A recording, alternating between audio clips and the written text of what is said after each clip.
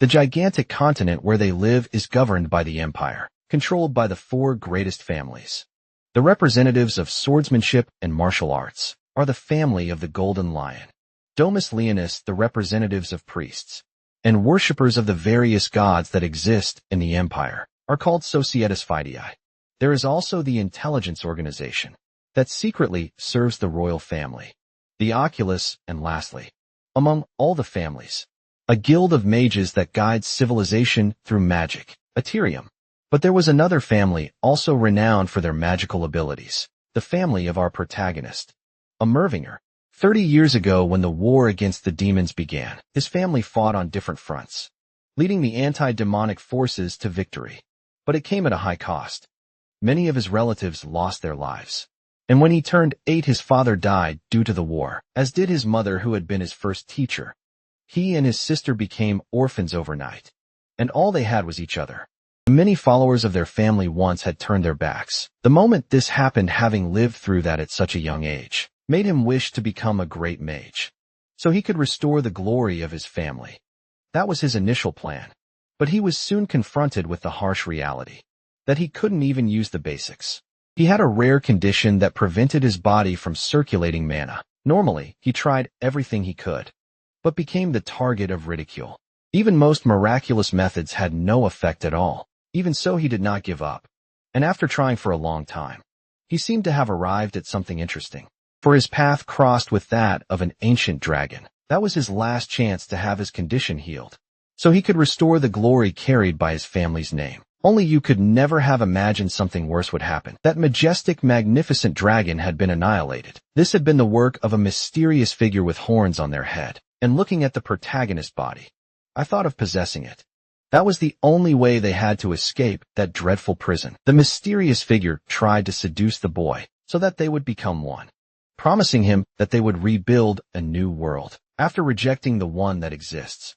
Demonstrating part of his power, he revealed himself to be truly powerful and intimidating. Our protagonist was being swallowed by all that energy. There was nothing he could do, and he began to curse himself, for he was being completely devoured and unable to put up any kind of resistance. But he didn't know it was a test from the very Prince of Shadows. If he had known that, he would never have sought the dragon's whereabouts. Thus his body began to be assimilated, and the shadows were swallowing in whole until the mysterious light appeared in one of his eyes. Our protagonist would not allow it to be that easy. He would not be devoured by that energy. The boy's eyes opened slowly. He has a condition called mana of vascularity, which prevents magical power from circulating through his body. The doctor said he had already tried everything possible, and now there are no more options. Feeling guilty for giving the boy this sad news, he said the boy might never be able to use magic. Already at the academy, he is still completely immersed in that diagnosis, and hadn't even heard Heiss's words. The young woman asked how he was feeling, what the doctor's diagnosis was, and whether there was a cure for the condition, as she could lend him money. Our protagonist asked his sister not to worry, because he would be fine eventually. She tried to get more information, but the boy ended the call, for he still doesn't know how to deal with this news. He doesn't know how to tell his sister that he might have to return home much sooner than planned. Outside, some students are discussing the difficulty of the test, saying it had been very hard. Even though he's unable to use magic in the theoretical part, our protagonist is an extremely exemplary student. The other students use this as an even bigger reason to mock him, since all the protagonist does is study. Even so, there is a part of his evaluation that is not perfect. He fails in all practical disciplines, failing once again at the academy. This is already the 4th consecutive failure, and according to the academy's rules, he may now face consequences. From now on, our protagonist may be expelled, and this would prevent him from restoring the honor of his family. That would make all his effort in vain, as he needed excellent grades to remain at the academy and someday become a great mage.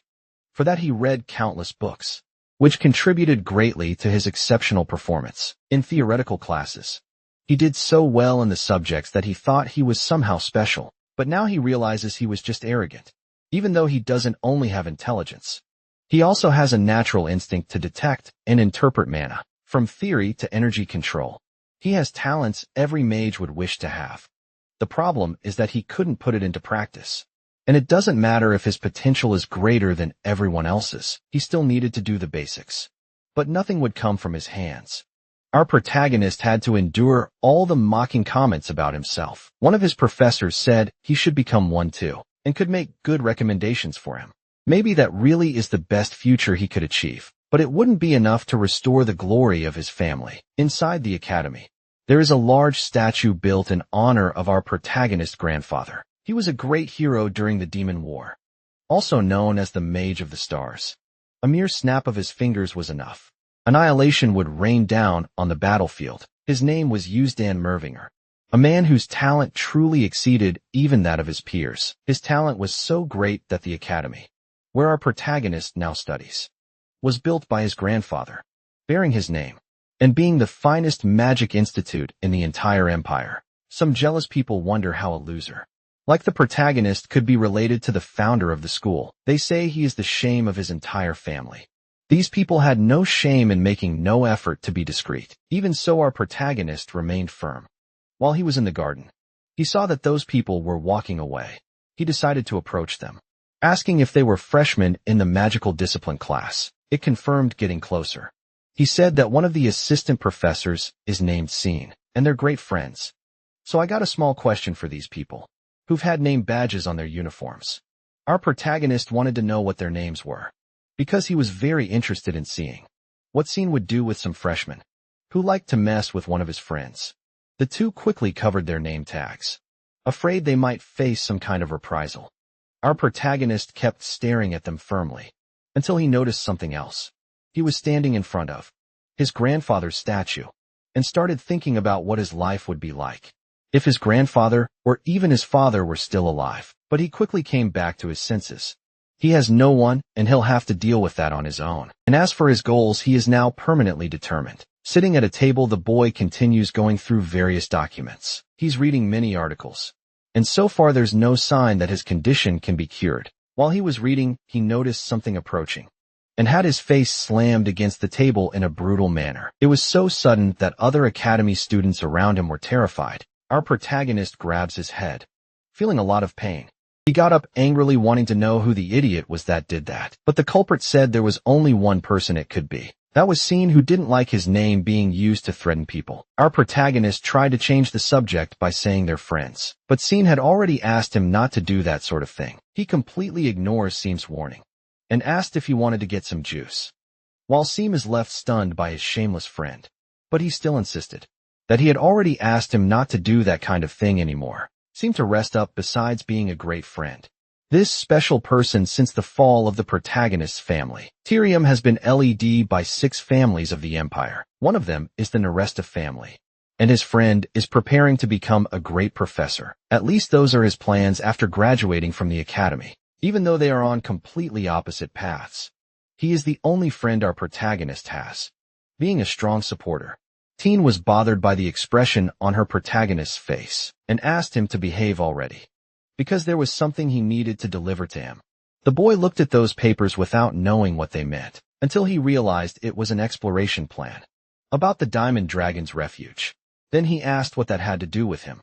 A study suggests they may have identified the location of its nest. He suggested the protagonist join the exploration team, because this is a proto-dragon. After hearing those words, he immediately became interested, since this type of mystical creature is the origin of magic in the world. He wouldn't be rejected by the academy if he brought back something truly useful. And with a wide smile on his face, he began bragging about being a good friend. But our protagonist is no longer thinking about expulsion. He believes he might find a cure for his disease there. Since it's not a personal project, he'll have to share the credit with his friend. After thinking for a bit, he slammed his hand on the table. His attitude was so unexpected that his friend became slightly uneasy. But our protagonist is confident that now the gods will be on his side, because this news is so impressive. Seems like a lie, making the boys start laughing uncontrollably, while his friend has no idea what this lunatic is scheming this time, since he doesn't understand the reason for the laughter. Until our protagonist called attention to a spot on the map that was already marked. He said with great confidence that the creature's nest is not in that place. Our protagonist made a point of saying it again, with even more confidence. His friend began looking around behind our protagonist. The boy seemed distracted, and the other students didn't seem interested in their conversation. Either that's very good. As is possible, no one heard.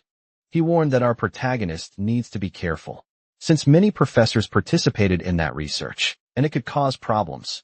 But the boy kept insisting that what he said is true. He said, almost whispering, that he should rub the protagonist's face into the pavement, and the boy replied, that scene should behave like a noble starting to use magic. And very interested in the protagonist's words, he asked him to try to convince him of it. Then the map on the table began to glow, until the light grew even stronger. It was as if they ran out inside the map, between the fissure of two large tectonic plates. From that place a great amount of mana flowed, and theoretically it met all the criteria to be the nest of a dragon. So he asked his friend to tell him what the 3 principles of mana flow are. But he thought that must be a joke. Trying to understand the protagonist's point of view, he began to recite from top to bottom, from the widest to the narrowest. Thus he was already inside what would be a cave, because the last principle says, it goes from where it is hot to where it is cold. And he began to notice the ice in that place. Our protagonist said that if he used those principles, he too would think the dragon's nest was in that fissure. But he needs to remember that there is a very hot water flow in that other location, which disrupts mana accumulation, making the place unsuitable for a dragon.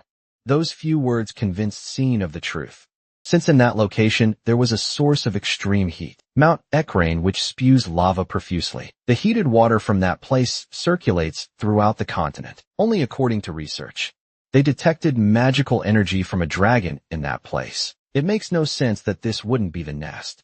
But our protagonist never said there wouldn't be a nest in that place. It's even possible that it really is located there, but on the map, he pointed to a nearby location stating that the nest is in that cave. Karagol inside it.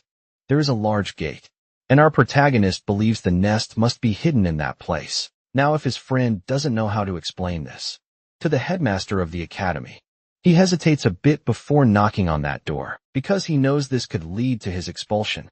The problem is that the protagonist's words make a lot of sense, and you begin to remember past days in that place. In one of the rooms you could observe our protagonist, because he had no idea the boy was still in the training room. All of that was part of his purpose in becoming the greatest of mages, but his condition made anything impossible. That change in the research could bring them closer to a cure for his friend's condition, and being a true and loyal friend. That's the only thing he can do. And gathering courage, he managed to speak to the headmaster, becoming quite intrigued by the student's proposition, until he asked if he really believed all the other researchers were mistaken. But Scene didn't want it to come across that way.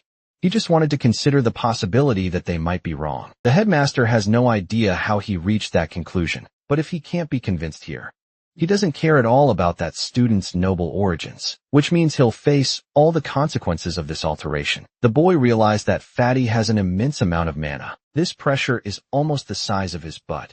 But both are interrupted by the sudden opening of the doors. Scene couldn't believe the protagonist could enter there.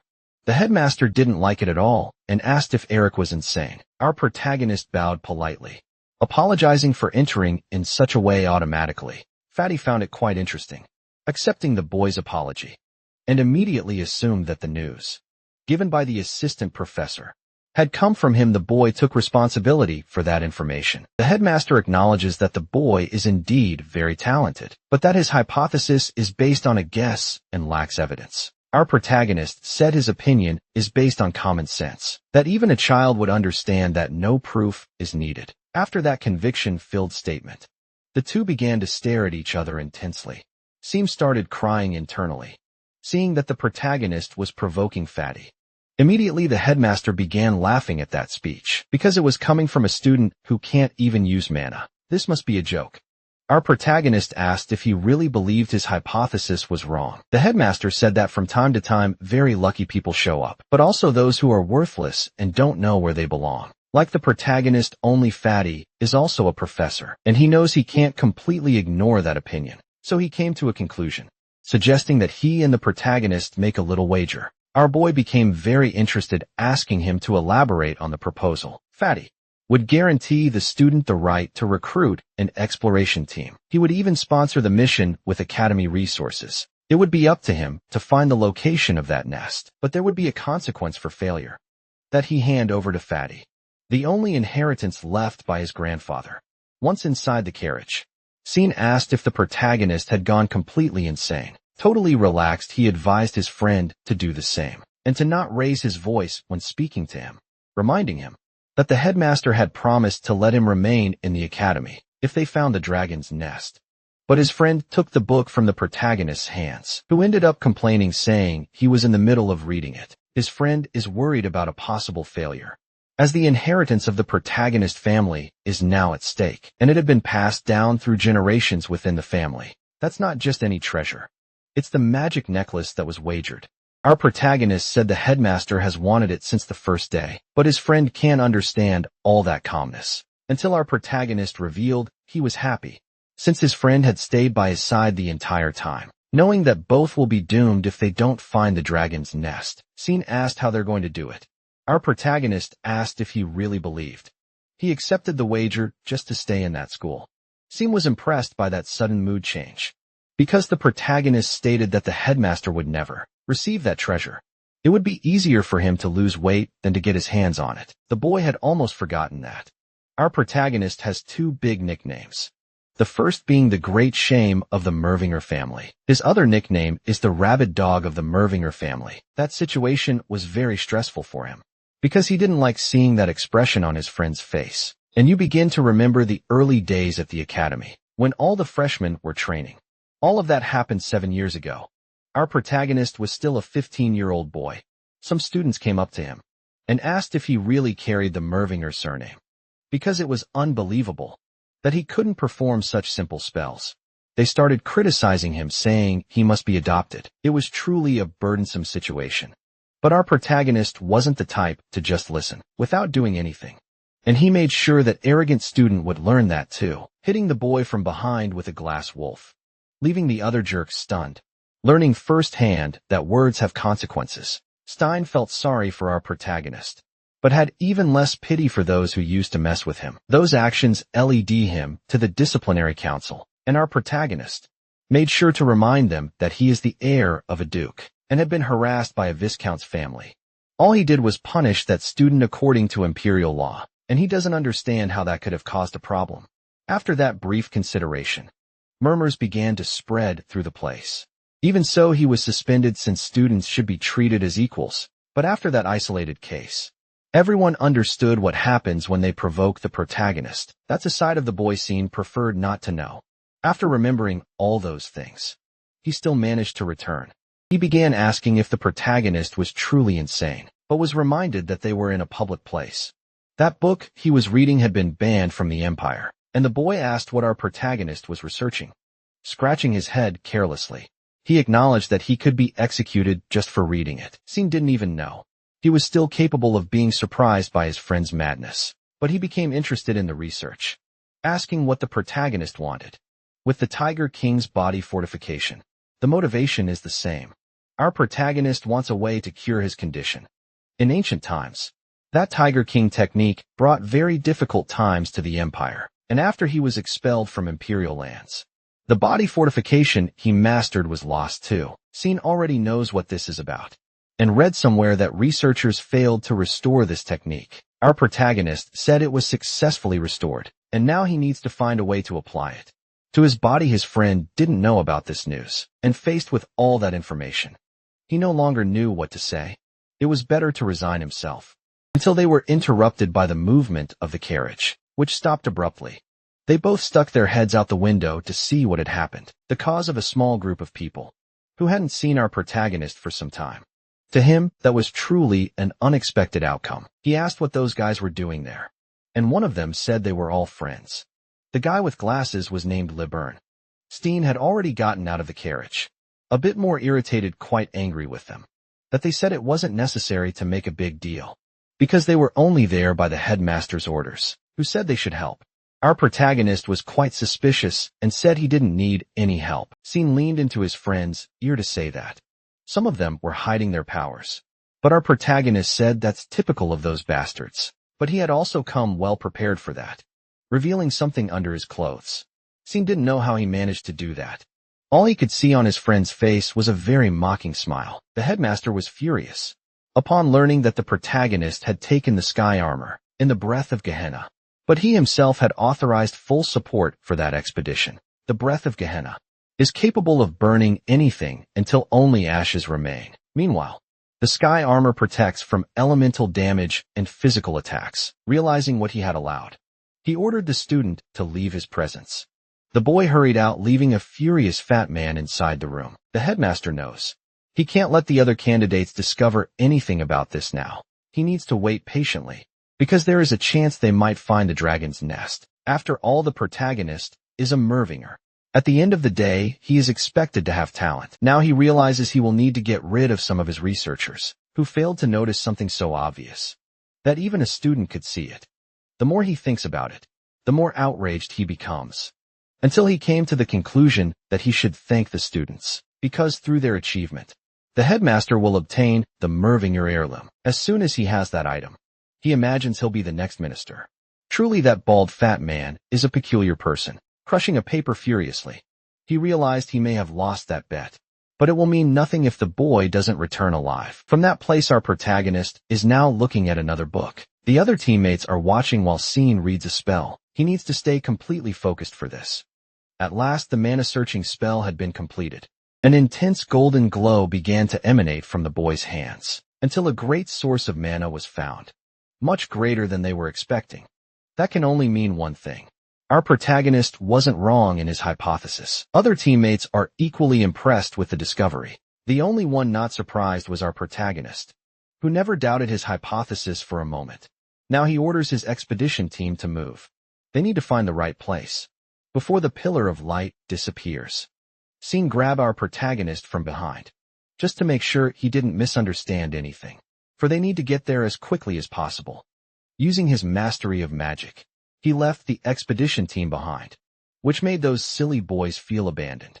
To reach the place marked by the spell, they had to take a long walk, and they arrived at the marked spot completely exhausted. But they ended up facing something even more unusual. At the spot indicated by the spell, there was nothing, not even a cave, and they began to wonder if the nest could be in an open field like that. Seeing that the results were inconclusive, when the boys began to scheme. Now they could open the protagonist's skull without much difficulty, but his thoughts were interrupted, because our protagonist had seen something, and he asked if Scene could open a very large hole in that spot, and his friend confirmed with great enthusiasm. The magical power grew more and more in the palm of his hands. Chanting another spell, he began to gather destructive power. A powerful fire spell was about to be launched, and thus a great explosion occurred in the middle of that plane, blasting the ground into the air, raising debris over a wide area. And there was something even more interesting. At the epicenter of that explosion, our protagonist said he had finally found it. The expedition team was increasingly surprised by the unfolding discoveries. That was a huge cave, and they were starting to realize there really might be a dragon inside. But before they could discuss it further, a blue energy began to pour from that place. It was so depressive and tense that it started pushing people away. Our protagonist tried to ask everyone to remain calm. They shouldn't be shaken by it, as it was just the release of accumulated mana through the hole they had made. Now it was time for all of them to enter that place. Our protagonist advanced without any fear, while the expedition team asked him to wait. The deeper they walked, the colder the cave became. Not even fire magic could warm that place.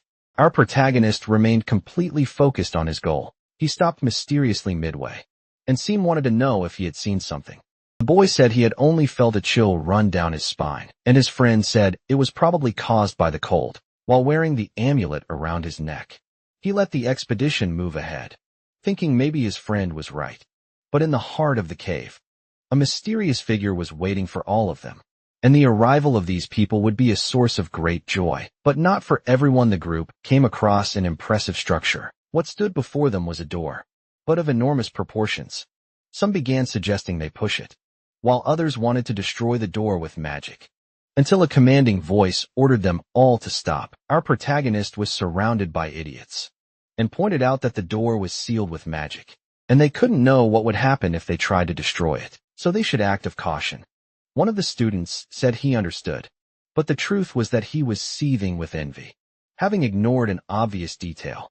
While the group began to discuss what they should do, that same envious boy started looking at the seal approaching the door. He began to observe that small object more closely. After explaining things to the group, our protagonist asked that none of them take individual actions past that point as they didn't know what might happen.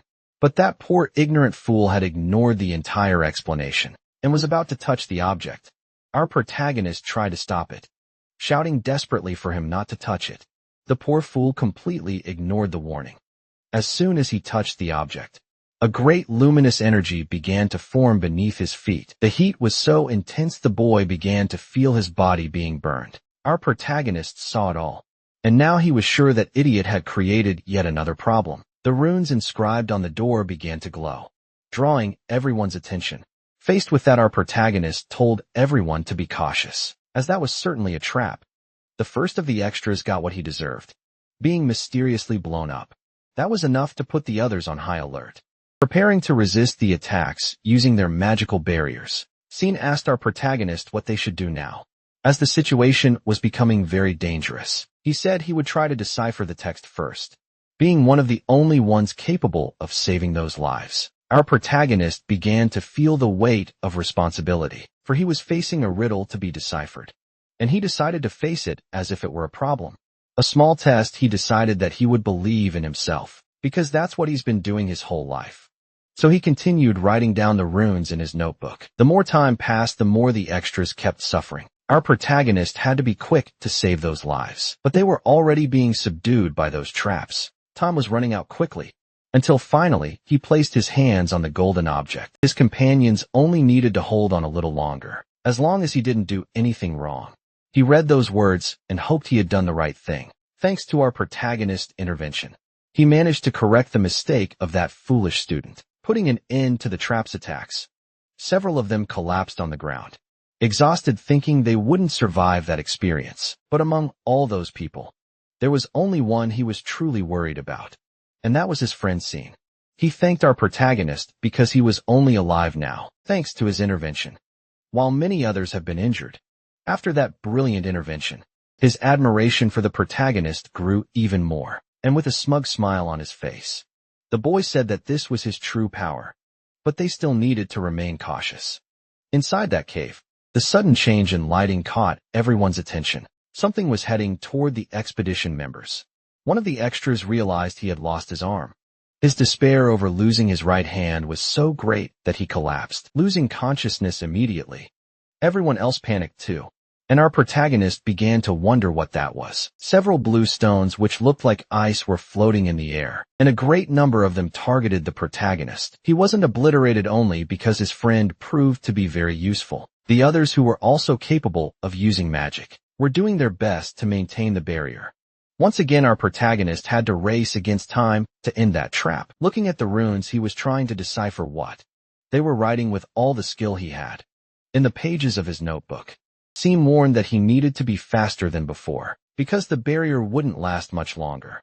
Our protagonist began to recite the incantation in that ancient language, and his eyes began to shine. And in that state of mind, it seemed like he had glimpsed something that had been hidden. That was the true, genuine source of magic.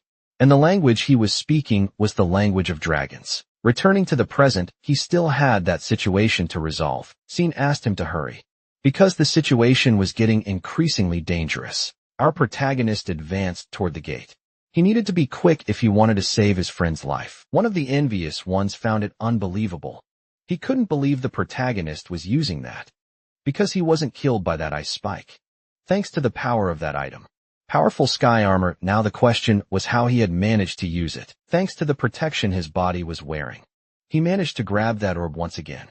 And now he needed to make sure there were no more traps. The magical barrier was already severely compromised, and the ice spikes were coming from all directions. Scene wouldn't be able to defend himself from one that was coming from behind him. The eyes of our protagonist began to shine even more intensely. At the last moment, the ice spike shattered. No life would be lost in that place. Finally, the trap had vanished. Trying to catch his breath, the boy thought he was really going to die, and his clothes had been completely torn apart. On the other side, Scene began smiling with great relief. But the situation among the expedition members was mixed. Some were very happy and relieved, while others were deeply upset. Finally, a small forest was revealed at the junction of the door, which was slowly opening for those people, revealing what had been hidden inside. Now they needed to go inside. Our protagonist was surprised by everything that had happened. Since his hypothesis that hall was filled with treasures, there was an enormous variety of magical instruments, and even armor made of dragon scales. And the shelves were packed with ancient knowledge, leaving everyone deeply impressed. Despite everything, all those present were mages. Finally, one of the extras decided to congratulate the leader of the expedition. Our protagonist, that sudden friendly atmosphere was quite unexpected. Receiving that recognition wasn't something he had prepared for. Scene approached to hubby's friend, wanting to know what he had done to make it all work. Then he reminded the boy that he had a perfect score in the theoretical section and used what he had learned at the academy to solve that. But by treating the problem as if it were a test, he finally realized what he had done. Without a doubt, that test had not yet reached its end. Scene began asking why his friend had become so deeply distracted, but he said it was nothing. Placing his hand on the protagonist's shoulder, he said that he should smile, for this was a grand day because of what he had discovered. He could no longer be ignored as someone truly worthy of such a prestigious family. Apparently, our protagonist was more moved by those words than he should have been. Even though he was bothered by a few things, he decided he would not ignore his happiness. Some expedition members were analyzing all that treasure, and one of them already seemed to be doing something wrong. One of them desperately called for our protagonist. There was a laboratory in that place, and you should go there immediately.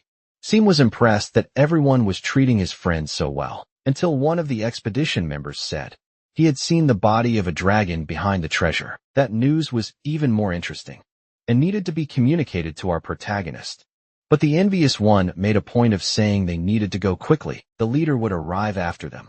So he LED scene to the supposed dragon's body, and indeed the reach of its carcass lay over those treasures, and by its size it must have been on the level of a dragon king. It may have been in that place for at least 4,000 years. Our protagonist discovered that all that kindness was nothing but a farce. He had been surrounded by the expedition members, and had the sky armor stripped from his body. Because of the happiness he was feeling, he can't let his guard down. One of them said it was nothing personal, because of what they went through in that cave. He even learned to like the boy, but he needed to do his job.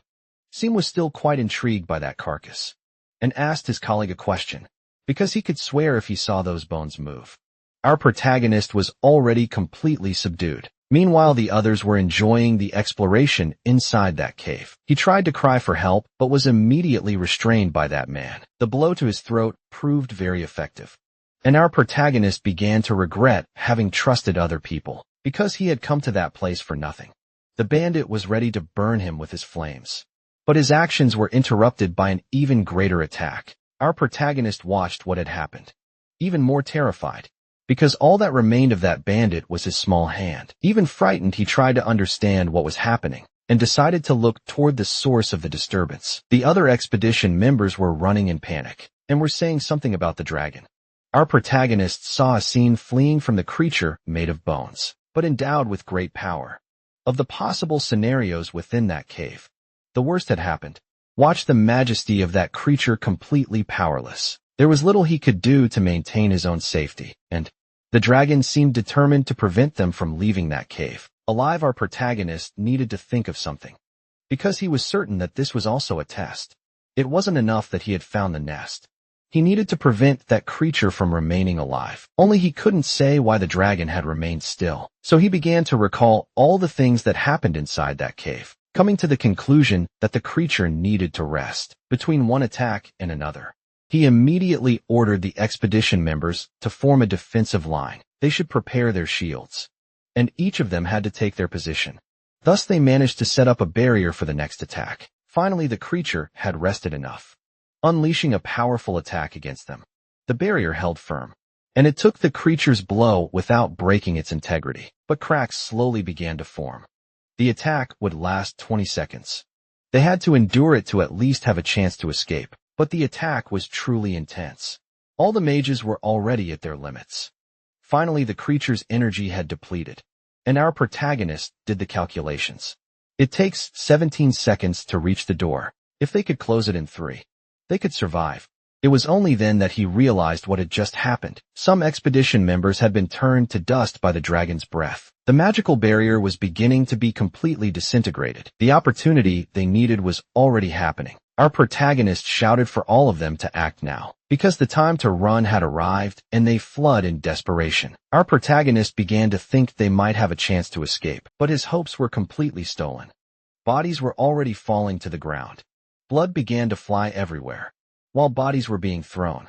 That wasn't what our protagonist had been expecting. Other creatures began to emerge as if they were reanimated corpses. These are the legendary beings entrusted with protecting the dragon. The Spartoi, our protagonist, who cannot use magic, knows that his survival is completely compromised, but a fireball came approaching from behind him, annihilating the creature that tried to attack him.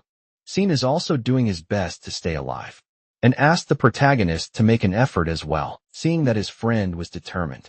He couldn't lose hope either. He needs to reach a conclusion to solve that problem, and he is the only person capable of doing that. Inside the cave for our protagonist, there's no problem without a solution. Treasure of his family began to shine discreetly.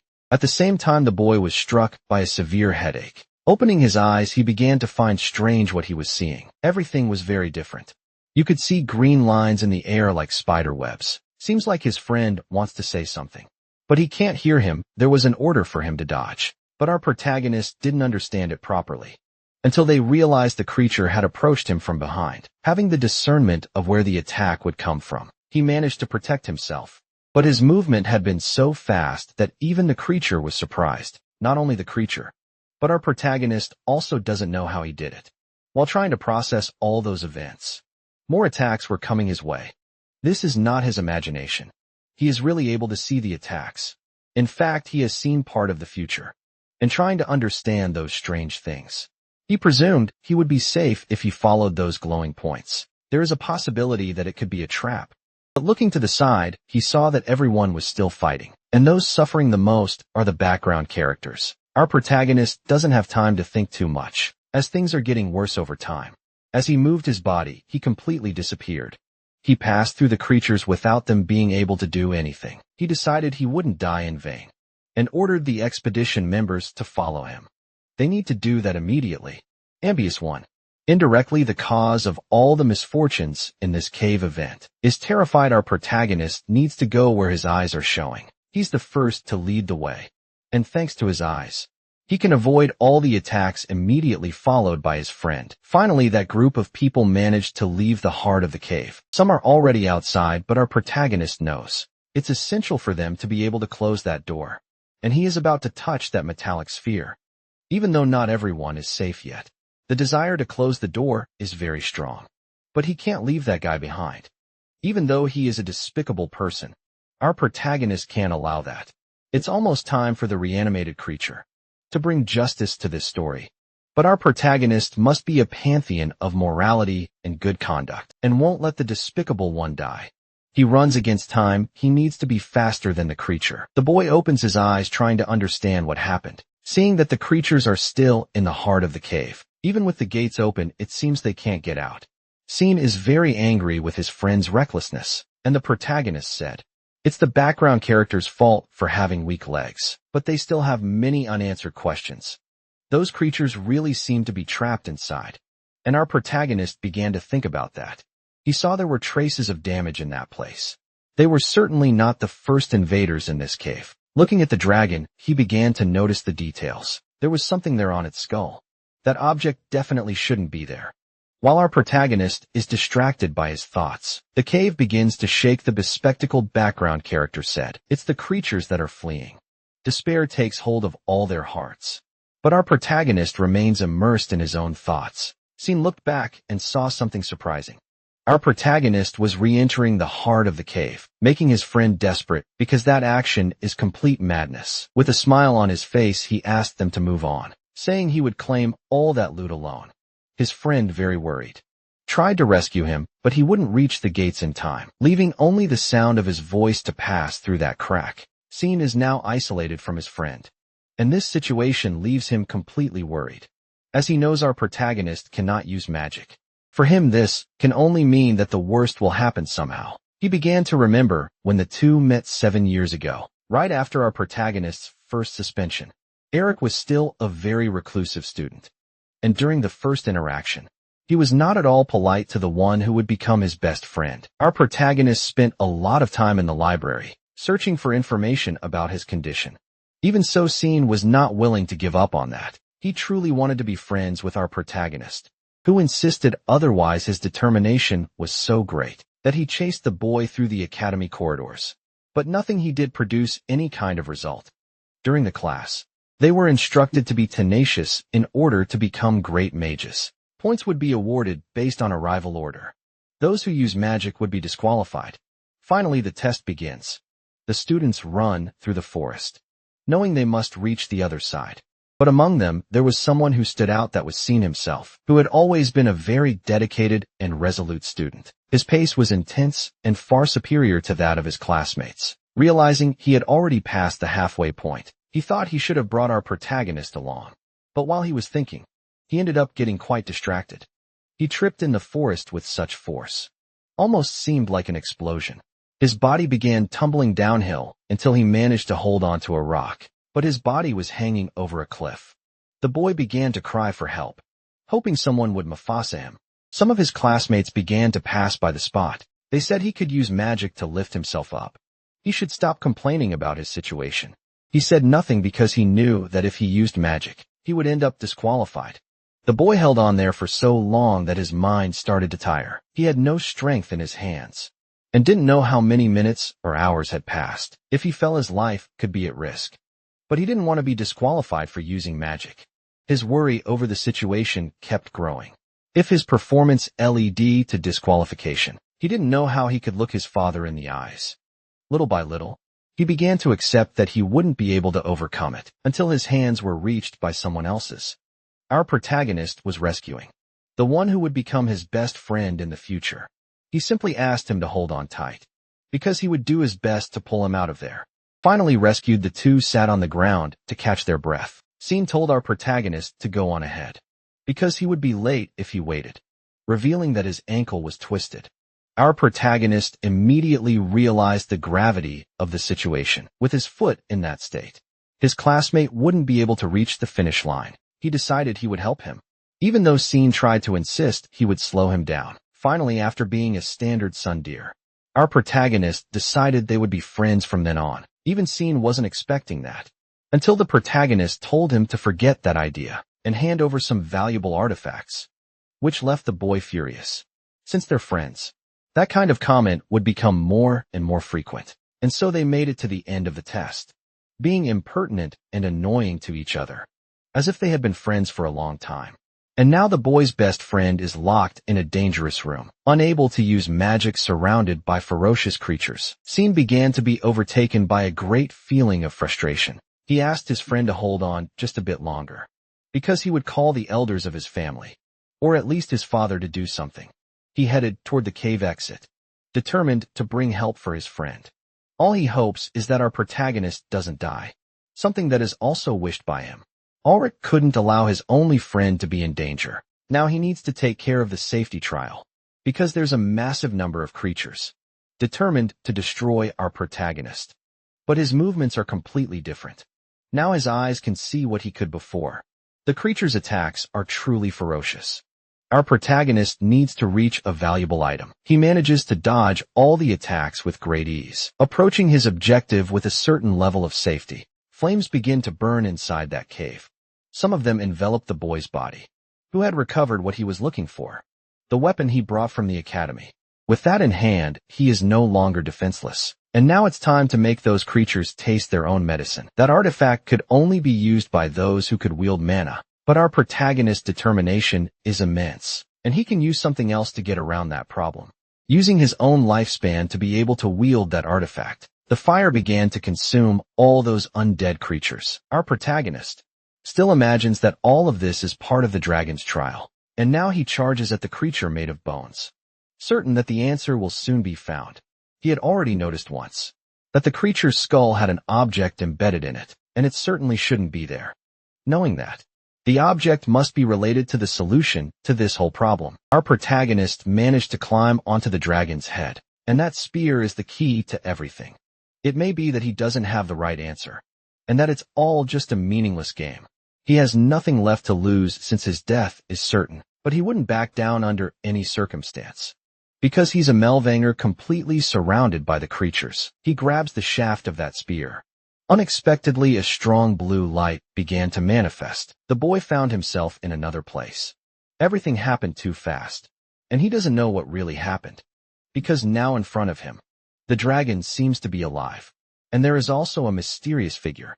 The dragon's head shines as if it were made of crystal. Meanwhile, that mysterious figure remains still, until it turned to look more closely. Our protagonist, the boy, is increasingly stunned because that figure turned just to see him. Meanwhile, the white dragon with blue eyes was ready to unleash another barrage of attacks. In the palm of that mysterious man's hand, a ball of energy was formed. The power he manifested was truly intense. Our protagonist realized that the amount of mana was surreal. He must be in the 8th circle of the sage. Then those two monstrosities began to fight each other. Seeing all of that, the boy was sure of one thing.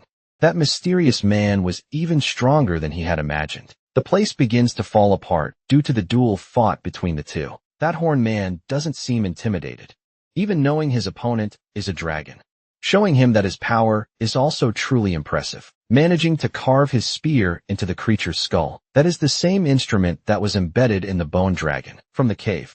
Now our protagonist knows who was responsible for defeating the dragon. The horned man looks at our protagonist and says that he will be the one responsible for freeing him from that cursed place, because his body will be used as a vessel for this. Now they should become one so they could dominate the human world. Before our protagonist could respond, he noticed that things weren't over yet. From the dragon's mouth, magical chains began to emerge. They started to bind the body of that man, whom the dragon called Mephistopheles, the Demon King. The dragon's final act is to ensure that his executioner is buried there with him. Our boy finally realized what had truly happened. The Demon King said he was sealed with that dragon 1,000 years ago, but this time would be different, because a great vessel had appeared before him, and he wouldn't let this opportunity go unnoticed. Our boy began to be swallowed by darkness. He couldn't do anything about it. Everything he had gone through in the cave until now was not the test of a dragon, the trap of a demon king, and the boy began to wonder if he would die there in that way. The darkness was so intense that he could feel the pressure in every one of his bones. The demon king is pleased with what he sees, because the dragon's mana is making his vessel increasingly powerful. All our protagonist can do now is agonize. And he began to remember that his ancestors, his family, sacrificed their lives to expel the demons during the Great War. Soon after, he found himself completely abandoned by the other noble families. Even the person he trusted most during that time tried to take everything that was theirs. Our protagonist is remembering these things, while his body is being oppressed by darkness. And when a boy tried to protect the only thing he had left, he and his sister were completely abandoned. Remembering these things makes the agony in his body, mixed with the hatred in his heart. Everyone was insulting or betraying his family. Being just a child, there was little, or almost nothing he could do until there was nothing left. He lived until now, trying his best to cure his mana block, trying to rebuild his family's name.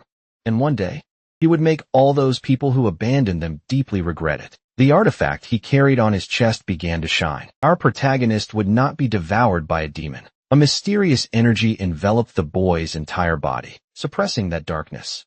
It had dissipated immediately. That abrupt power left the demon quite confused. That was so powerful that the Demon King, beyond confused, began to look surprised. Our protagonist made just a small movement with his hands, and the entire body of the Demon King began to be sucked in. The preparations had been fulfilled, and the first demon was about to be swallowed. Those shadows were gathering in the hand of our protagonist, to the despair of the Demon King, who realized that his life was being drained by the one who was supposed to be his vessel.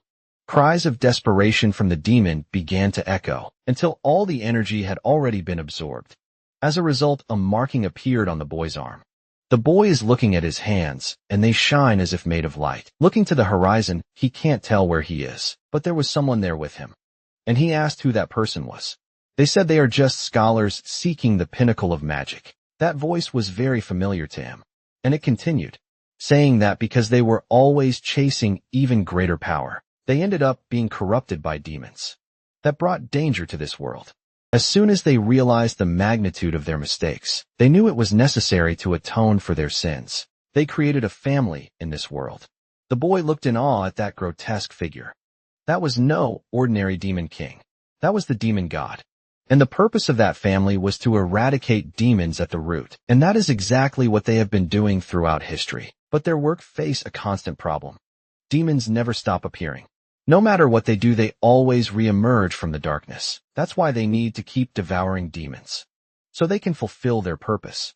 The hands began to move, and with them the earth began to tremble as well. Each gesture of those fingers carried meaning. The demons realized that even though that figure was small, it was extremely dangerous, and they launched an attack. Maybe someday, in the future, the descendants of that family will be able to fully inherit its will. After that, several lights appeared until only a pair of glowing eyes remained. A gigantic hand advanced toward that figure of light. Releasing great power, our protagonist rose up desperately, thinking that hand was going to hit someone, only to realize that he was no longer in the heart of that cave. Now he was in a place with windows. Assuming he had just had a nightmare, he began to collect himself, noticing that next to his bed was Scene. The first thing he asked was whether his friend had been crying. But the boy said he would never do that. The truth is he really had been crying, and was upset that the boy had woken up just now. Our protagonist tried to smooth things over, saying it's normal to cry. And if he remembers correctly, his friend was also crying inside the cave. Those words left Scene quite annoyed, since he doesn't remember what happened. Our protagonist asked if Scene had brought the rescue team to save him, and that's exactly what he did. But our protagonist wished Scene would use his magic to finish healing his wounds, and said he should be more useful. Once again, he deeply irritated the boy with that kind of comment. In any case, Scene had a very serious message to give to our protagonist about doing dangerous things, and told him to get up immediately. Noticing that the boy had grown a bit taller, he even asked him to look at himself in the mirror to confirm that. As well, little by little, the memories are returning, and our protagonist began to wonder if he really had changed. That made his friend suspicious. He knows something happened in the dragon's nest, and he also wants to know what happened to that bone dragon. Unfortunately, our protagonist can't tell him yet, but said he would explain everything when the time was right. Scene understood those words, hoping his friend would reveal the truth soon, also not hiding that.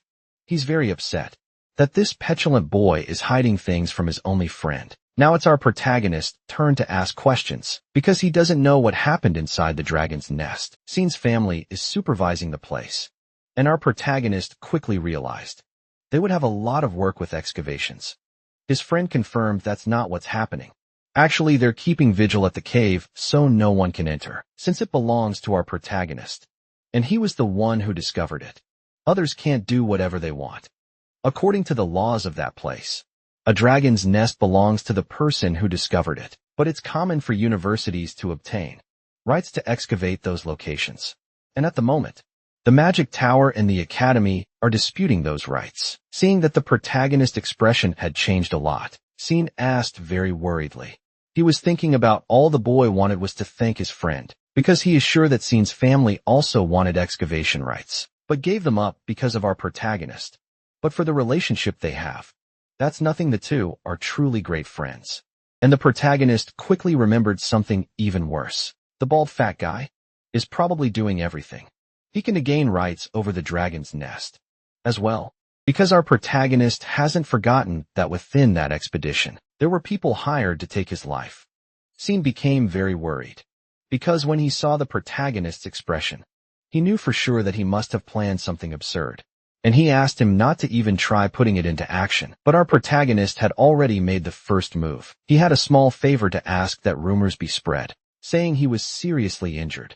A very well-dressed man is walking through the hospital corridors. Several other men dressed similarly are standing at the gates of the Imperial Magical Hospital. The fat guy was already there and asked the man to say that again. So he said that Elric is in a coma due to his severe injuries, and he would like all of them to leave that place. The fat guy didn't want to leave empty-handed. The others with him are also interested in excavation rights, because the nest couldn't be left alone. They are very angry that the men from the nearest family, the well-dressed ones, are blocking access to the hospital. Meanwhile, our protagonist is watching from his bedroom window, seeing those idiots trying to get in. The family spokesperson had gone up to our protagonist's suite, asking him to continue resting. But the boy stood firmly by the window. He kept watching the outside until he took a deep breath, thinking about what he should do. He wants to know how long he will keep being watched without anything being said. He wants to know how long this will last. Mephisto said he should be a little more cordial with the king standing before him, also known as Mephistopheles. He was responsible for bringing a great deal of chaos and danger to the human world. But now he's just an ethereal figure. Our protagonist thinks he'll call him Fisto. The Demon King was extremely outraged by the new nickname. He tried to hit the boy's back several times, while our protagonist thought that was the worst massage he's ever received. Our protagonist remains deep in thought. He placed one of his hands on his own chest. Definitely, everything in his head wasn't the product of his imagination. The heart of the dragon is the source of the dragon's authority, and that dragon was defeated by the Demon King. But it seems the dragon's heart entered our protagonist's body, because he's feeling something different. But his memories only go up to the moment when the Demon King tried to take possession of his body. That's why he'd like the Demon King to say something. Even so, Mephisto remains quite irritated. In ancient times, when the gods ruled the world, the demon god had 4 servants. Phaneith was one of them and represented the end itself. Incenare was the envoy of madness. Fornications, as the name suggests, was the Milton of that good thing before marriage. And finally, the original sin of Fisto, who is also the most powerful demon king of the legends. Now this creature of magnificent power is completely bound to our protagonist, which makes him even more irritated, because his will is to tear the protagonist's body into little pieces. But the boy is already annoyed by all that fuss, and asked if demons are always this stupid, since he had asked him to stop. The Demon King is furious because he waited 1,000 years, only to have his mana stolen by someone like this person. His purpose was to put the entire world beneath his feet. That was the sole meaning of his entire existence. Unfortunately, things turned out differently, because he ended up encountering the King of Dragons. The two won a great battle, and meeting that creature changed the demon's path forever, because after being defeated, he made one last move, casting chains over Mephisto's body, causing him to also be buried in that place. The Demon King, who didn't expect that, was absolutely enraged, remaining in that prison for 1,000 long years, waiting patiently, until one day, it seemed his waiting had finally come to an end. A group of people was entering that cave, and among them was the person who would free him from the entire curse of being imprisoned. The ideal vessel is the one who will surpass all the tests placed by Remo, and he almost managed to take control of his body and soul, but all his plans were completely subdued. Now all he has are fragments of his energy and of his own existence, and the Demon King can't tell the nature of that power that almost absorbed him completely. Our protagonist told him to stop trying to act like the final boss. Already after hearing that comment, the Demon King became furious and started cursing the boy, who completely ignored him, because he was too entertained looking at his own amulet, remembering words he had heard, that the descendants in the distant future would inherit that will. Maybe the voice he heard belonged to his grandfather. Another part he remembered was also about the demon's absorption, so he began to wonder if maybe he had absorbed all that power. That medallion is a tool with a very specific purpose, was made to devour demons. Thinking about all this, our boy began to reflect more deeply. Maybe it's possible to devour other demons like Mephisto, and remembering the words he heard in the dream, there will be other demons too. But that made our boy even more excited. His joy is so genuinely concerning that even the Demon King started to feel fear. But before that, he had a task to handle. The demon wants to know what they are doing there, and our boy told the chatty ghost to shut up before learning to use the medallion. There's something he needs to confirm. The boy sat down and began to meditate deeply. He tried to do that many times before without any success, until this time. He managed to feel the energy flowing through his entire body. His perception was so heightened that he could observe tiny objects, and thus he approached a ladybug until it landed on a rose, as they floated weightlessly through the air. Now he can feel all these things, not just the ladybug, but the softness of the breeze and the fragrances in the air. He can feel everything, and if his suspicions are correct, now this will be possible too. Our protagonist began to slowly close his hand, feeling that his heart was overflowing with energy. He gave a small command to his finger to ignite. A great explosion of energy happened right after that command. Even the demon was impressed by that display of power, because that wasn't just any kind of power. It was dragon magic. And it's impossible for a human to be capable of that, even if he belongs to the Melvanger family. It's still quite outrageous. The boy looks up into the air, observing what he had just done until he started to smile with joy. Now he can use magic too. After a long time, he finally managed to overcome his condition. All those words that he was a disgrace to his family's legacy now mean nothing. Now our protagonist can continue his journey in search of revenge, because there is a long list of people who will regret having ignored him. Outside, several reporters are taking pictures. They want to know about the health condition of our protagonist and what will happen with the excavations at the dragon's nest. The spokesperson said that further clarification would be given soon by the magic tower itself. After that interaction with the reporters, he returned to his master, pleading that he doesn't have to do that again. Even so, Scene is very grateful for the work he did. The family spokesperson is already somewhat used to the incidents caused by his master when he is in the company of our protagonist, but that situation is risky. If the imperial family or the magic tower finds out that the rumor is not true, there will be consequences. Scene is blindly trusting his friend's plan.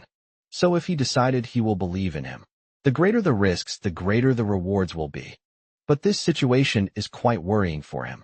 And Scene is already starting to regret being the protagonist's friend. The butler noticed the boy was missing and was informed that our protagonist had gone out for a walk. He left only a note saying he was going out. But his friend was worried. You know, he's not in a coma. His body is still recovering.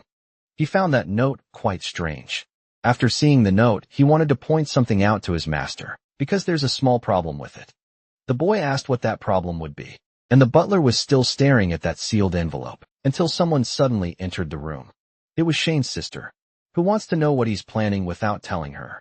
As she approaches him, she starts asking why the boy looks so surprised. The sister of our protagonist's best friend is known as the Firebird Witch, Tasha Narister, and she really is very beautiful. This generation produced some geniuses, and among them, 3 stand out significantly.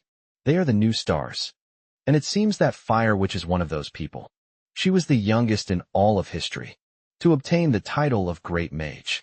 Scene began asking about the reasons that brought her there. She heard that his friend was sick, so she decided to stop by, but she already knows the boy isn't in his room. Scene realized he'll be in serious trouble if she finds out what's going on, and since she notices things very quickly, he needs to handle this fast. And said our protagonist isn't fit to receive visitors, but she doesn't seem to believe those words. He told the girl to leave and not cause trouble for the doctors, but she didn't like that, asking if he was really trying to give her an order. And she wanted to get straight to the point, asking what's going to happen with the excavation rites. Another thing about the Fire Witch is that she is completely obsessed with dragons. He wants to confirm that the excavation rites haven't yet been claimed by anyone. Scene started stuttering as he tried to answer, saying that the one responsible for deciding that is Elric himself. Not satisfied with the answer, she said she would have to take more drastic measures. She started squeezing her brother's arm, but quickly let go, and said they should contact her as soon as Elric decides to wake up, but made it clear that if they didn't contact her before anyone else, she would give her little brother a generous beating, knowing that threat would certainly be carried out. Scene intensely wished that our protagonist would do something, while he was distracted by his sister. The butler addressed him in a completely disheveled state. He asked if they had just finished talking. The rumor that the heir of a prestigious family is in a coma had already spread. The newspapers are being sold all over the city. Everyone wants to know who will be the ones who explore the dragon's nest. Our protagonist is hidden under a hood, and he realized that his friend is handling this matter very well. Grabbing one of the newspapers, he saw that the bald fat guy was on the cover of one of them. Our protagonist knows he should keep smiling while he still can, because what he did will not go unpunished.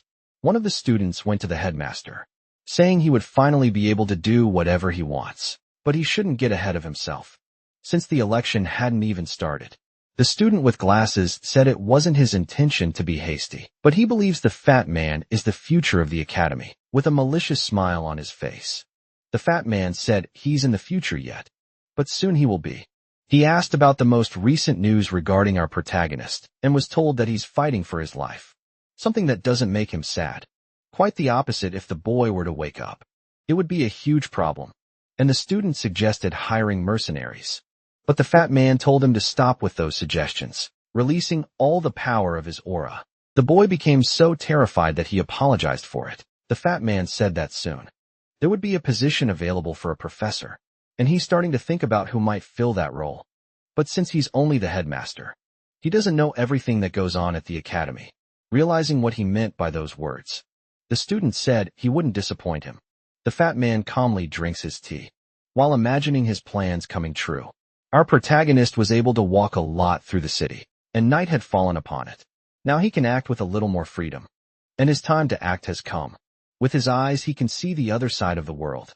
He just needs to find the secret spot and place the dragon's hand on it. Immediately, a great reaction began to occur. The energy was so great that it pushed our protagonist's body away. He found himself thrown far into the distance. As that brief interaction caused a great explosion, he's able to use magic without the need to chant complex incantations. Our protagonist catches his breath a little, because he's finally at the starting point he wanted. He's going to make the world know about the rebirth of his family. He needs to become even stronger before the Academy's headmaster election. To the demon, our protagonist's performance with magic is pathetic. Even though he can use the power that once belonged to him, our protagonist agrees with that, because he needs to get much faster and stronger. Seeing that the boy had his eyes closed, the demon became deeply irritated. For in his days of glory, no one dared to ignore him. There is something called the language of the soul, which exists in dragon magic. First, he needs to imagine something, and link that image to words that already exist. Thus, our protagonist began to form something more complex, beginning to activate a new kind of magic, leaving the demon quite surprised. Once the power was circulating through his body, he commanded it to rise gradually. His feet began to lift off the ground. Seeing what was happening, the demon was truly impressed, for the boy was now able to use complex magic with ease. His eyes continued to shine intensely with the same green hue. He advanced through the city, as if there were no limits to his movement, until he managed to behold the city from a very high place, where all its lights could be seen. Only then did he realize he was too high, and that small test could be very risky. Even so was phenomenal though simple. He had managed to channel a lot of power, and he decided that he would keep trying. Soon the boy was flying through the sky with considerable control, while being followed by the demon. Although proud, he was impressed that a human child was capable of using the soul language in a double enchantment. He truly belonged to the family of the demon's natural enemies, and among all those he had met in his life, he had never encountered anyone so talented. In fact, there was only one person who could be placed on the same level, the one who played many demons, the firstborn of that notorious family. Soon the demon returned to his usual thoughts, for he did not want to remember that. His goal now was to stop the boy from continuing to grow, and he needed to take control of his body immediately. So he had to think of a way to make that a reality. But the boy's development was incredible, and he was already using the soul language fluently, even if it was still a bit laborious. To become stronger, he needed to learn how to use dragon magic, and also needed a teacher who could keep it secret. The academy was completely infiltrated by Fatso's informants, that there was no one there capable of teaching him. Our boy finally returned to the ground. The teacher he needed had to be at least at the hexagram level, and someone like that would not accept him as a disciple. It would be much easier if his grandfather were still alive, or at least any member of his family. While immersed in his own thoughts, the boy noticed that the demon was also deep in thought. He decided to approach him to ask something, because he wanted to know if Mephisto could be his new magic teacher, and realistically, there was no better alternative. The demon's first reaction was to think that all of this was utter foolishness. So he turned his back to the boy to hide his true reaction. This was also a great opportunity for him, and showing some disinterest. He asked our protagonist what he would gain from these lessons. The boy promised he would create a new body for him through alchemy. The demon greatly doubted the human could do that, but for our protagonist, it was just a matter of becoming even stronger. For the demon, that still wasn't enough. And the boy said once again that he needed to become stronger, and that this would also benefit the demon. But if the problem was something else, he could propose a condition himself. And without thinking twice, Mephisto rejected the proposal, since he had no interest in passing on his knowledge unless, of course, the boy became dependent on him. Seeing our protagonist's reaction, he enjoyed witnessing his uncertainty, for he did not want to be used as a tool by the human. He was still too weak to take control of that body, but if he included black magic in the teachings, he might be able to achieve his goal. Eventually the boy would become even stronger, and the black magic would become deeply embedded in his soul. He waited eagerly for the boy to fall to his knees and beg to be his disciple, but the demon's plans were frustrated, as our protagonist would never accept that. With more serious words, he said there was a strict limit to the demon's bargaining power, was already feeling completely humiliated. Our protagonist emphasized that if he kept playing hard to get, he would end up with absolutely nothing. So it would be wise for him to start thinking about being a bit more flexible. In the hands of that boy, the demon felt like a tool being manipulated. The situation was utterly hateful, and he tried to launch an attack using dragon magic. Our protagonist commanded him to shut his mouth. Immediately a seal appeared on the demon's lips, preventing him from saying anything. Seeing the result of his actions, the boy realized that it had gone better than planned. The demon struggled to try and say a few more things, but no sound came out of his mouth. The truth is, he couldn't believe he had been suppressed in such a way, and took his displeasure. Our protagonist commanded him to act cutely. Not only had the demon's appearance changed, but he became slightly more charismatic.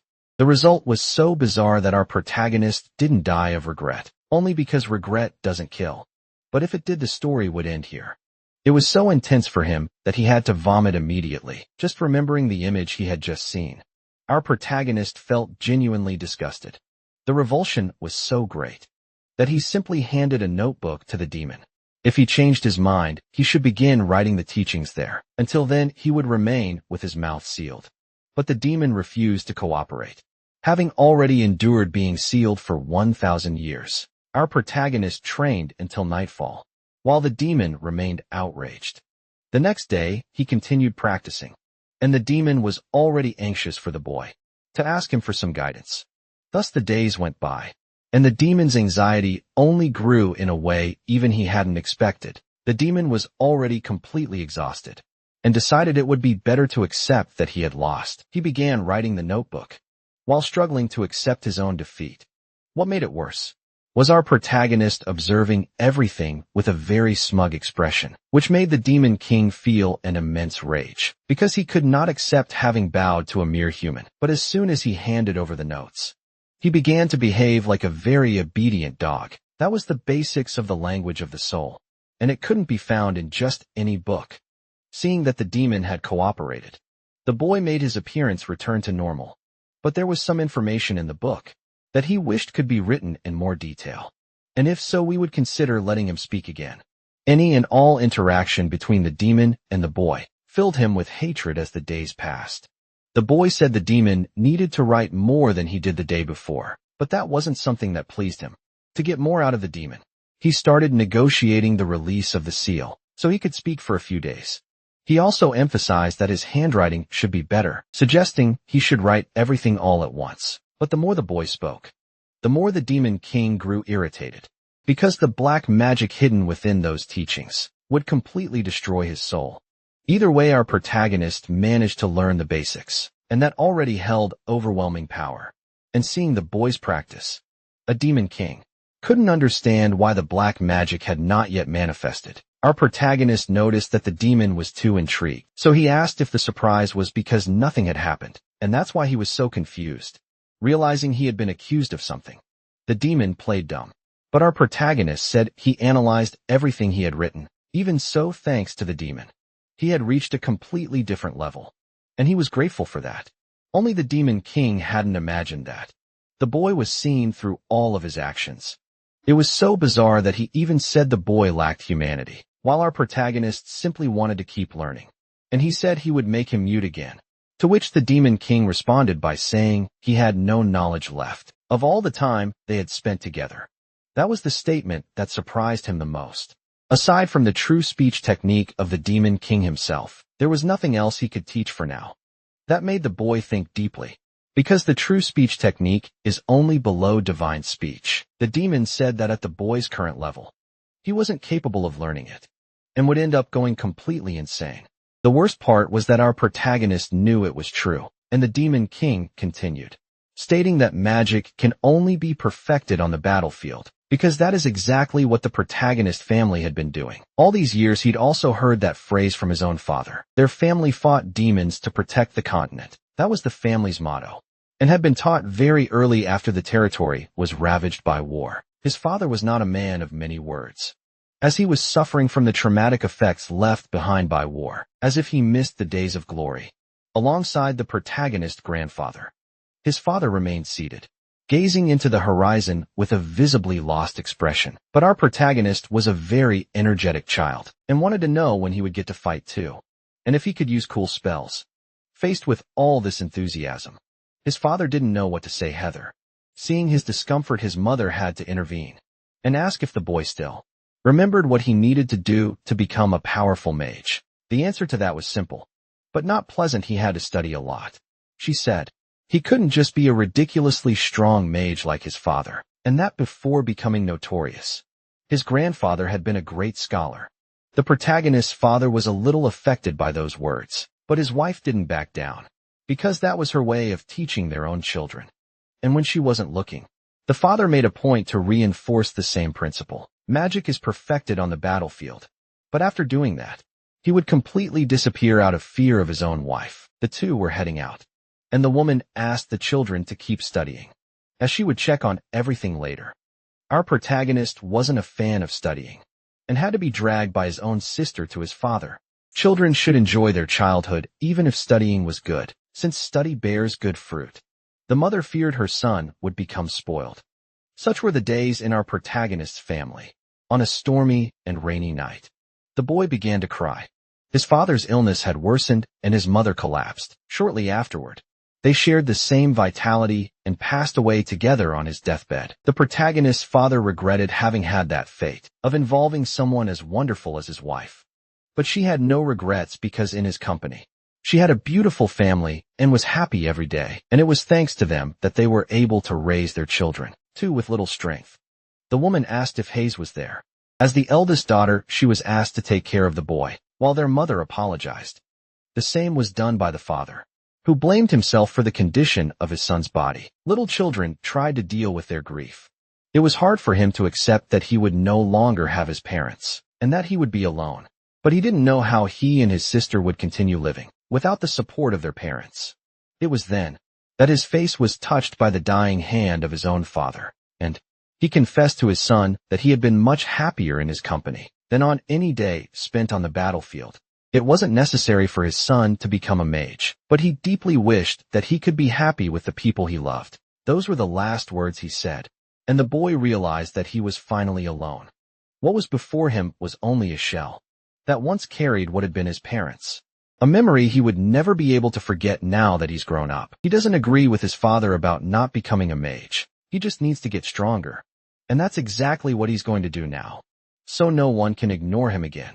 Magic can only be perfected on the battlefield, and that's the kind of experience our protagonist is going to seek. He knows there's a forest nearby that's full of ghost-type monsters. A truly dangerous place. There's also a cave inhabited by goblins, but the creatures are far too numerous.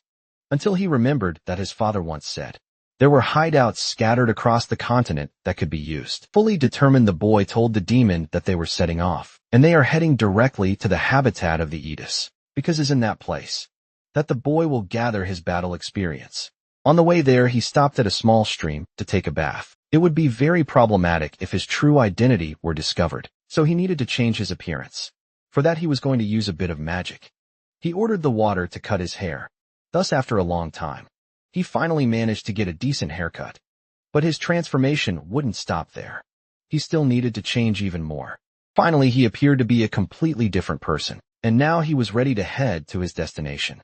In the nearest town, everything was covered in snow. At the guide agency, he learned that a group was already about to leave that town. Almost no one goes to the Yeti lands, as it's a very dangerous place. But even so, the group was on the other side of the room, because they were almost on their way there. They seemed very interested in this new travel companion. Our protagonist tried to analyze all of them quickly. That team was composed of 4 herbalists and 3 monster hunters, besides the fact that there are 5 people there who are hiding their energy. The little girl introduces herself to him, but she's far more verbose than any character that has appeared in this story. The demon feels like tearing her throat out, and our protagonist asked if he could buy a communication crystal, but in their village that item wouldn't work. He could communicate through a pigeon or a telegram. That made the little one apparently a boy. Remember another story. But our protagonist already wanted to move on with the journey, seeing that he was in a hurry. The small one said he would tell everything along the way, to the displeasure of our protagonist and king. The morning. The boy needs to contact his sister soon, or she will be very upset. They're already heading toward the highlands, and the boy hasn't stopped talking for even a minute. The Demon King found that place quite familiar, and the protagonist wanted to know if he had walked there before. For the Demon King, the answer was obvious, since the Yetas used to worship him, something that left our protagonist surprised. He thought they were just monsters, and wasn't expecting them to have any kind of connection with demons. The Demon King said their former leader was a very good tool, and for that he received the favor of the demon god, even though his fate wasn't so good. Now our boy knows that these creatures also had a ruler, looking over the plains. Mythister said the grave of that old king should be around there. That surprised the boy, and he asked if the demon knew the location. But he didn't either, and it had likely already been looted. That could be a clue for him to find one of his family's hideouts. These hideouts were built by his ancestors, so they could have refuge and protect the family's legacy. And when he became the head of the family, he should first go to the land of the Yetis, and there he should confirm the family legacy in his father's place, paying respect to his ancestors.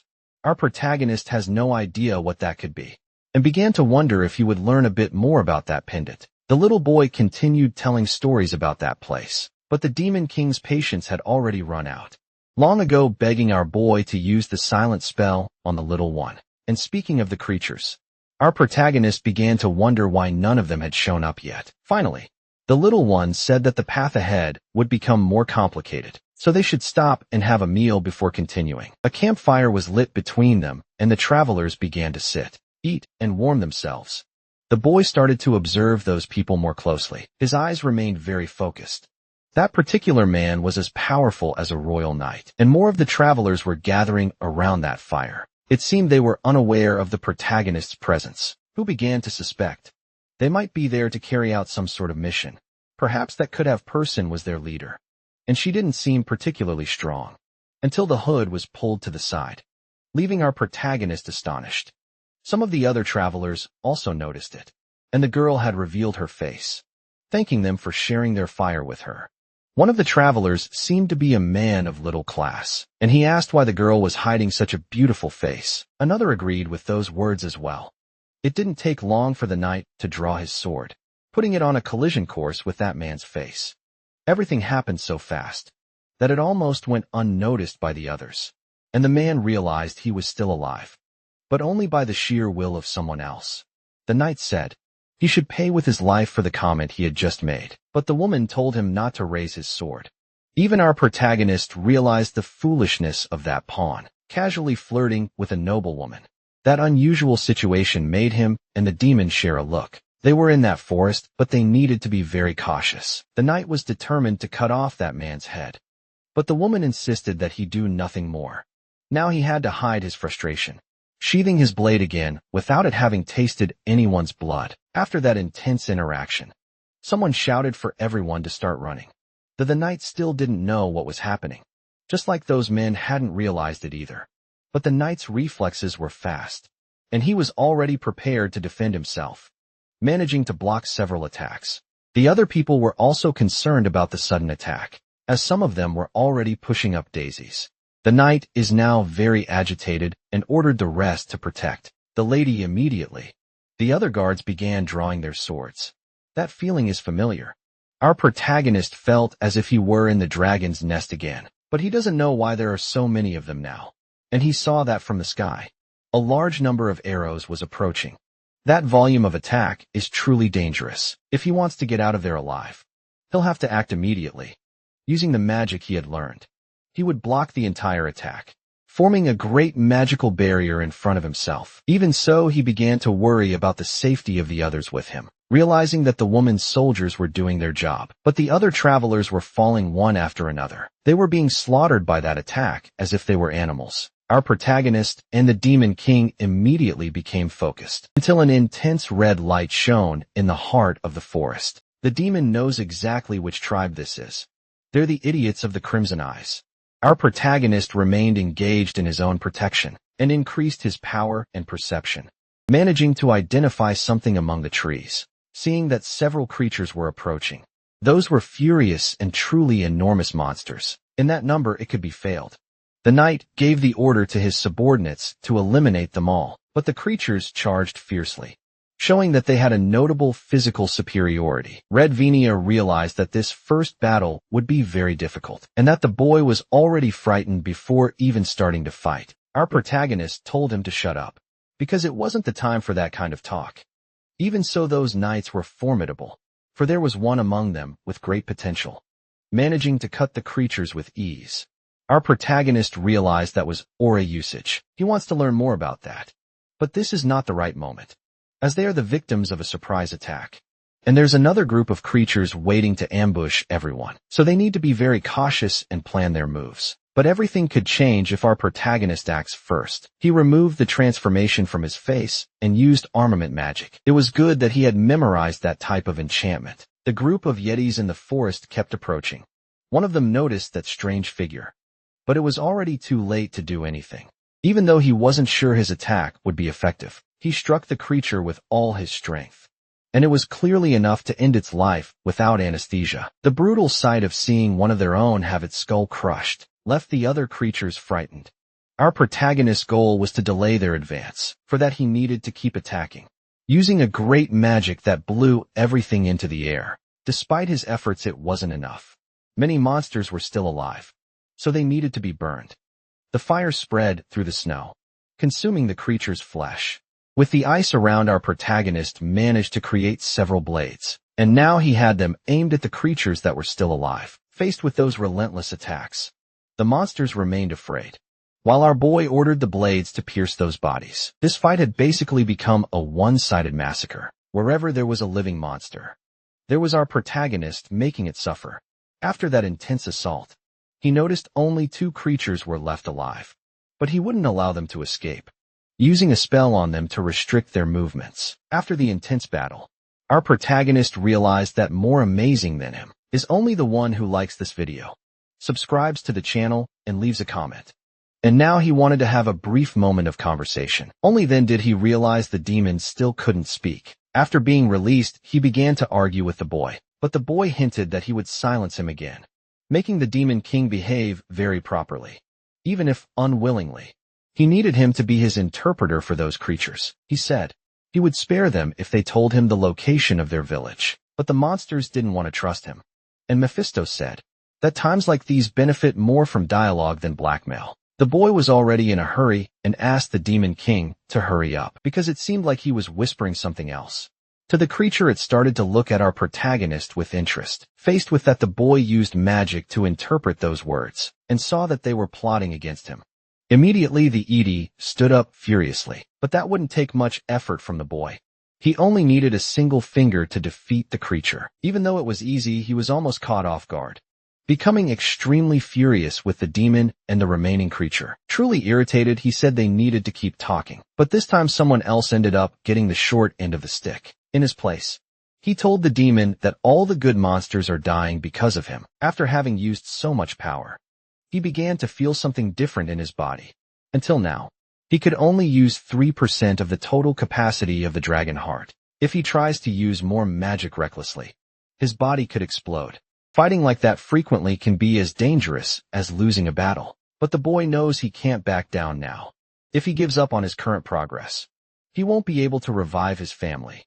Looking at the forest, he remembered something, because he wanted to know if that beautiful woman was still alive. Much blood continues to be spilled, and the knight is already panting after so much fighting. Apparently, he and his companions managed to defeat all the creatures. With the end of the combat, the woman expressed her concern since one person had disappeared to the night. That person must have fallen and died in the process, or is hiding somewhere. But his words to the woman were that the person must have escaped safely, and she genuinely hopes that's what happened.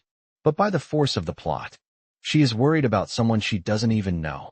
Meanwhile, our protagonist faces other problems. Because he needs to defeat other monsters to continue on his path, he proposed to them not to fight or just to go see the tribe chief. Even though he spoke in the creature's language, they remained very hostile, until a strong voice ordered all of them to step back. Apparently, the tribe chief was going to reveal himself to him. The boy was impressed by what was happening, since that creature was much bigger than the others, and said he had something to ask him.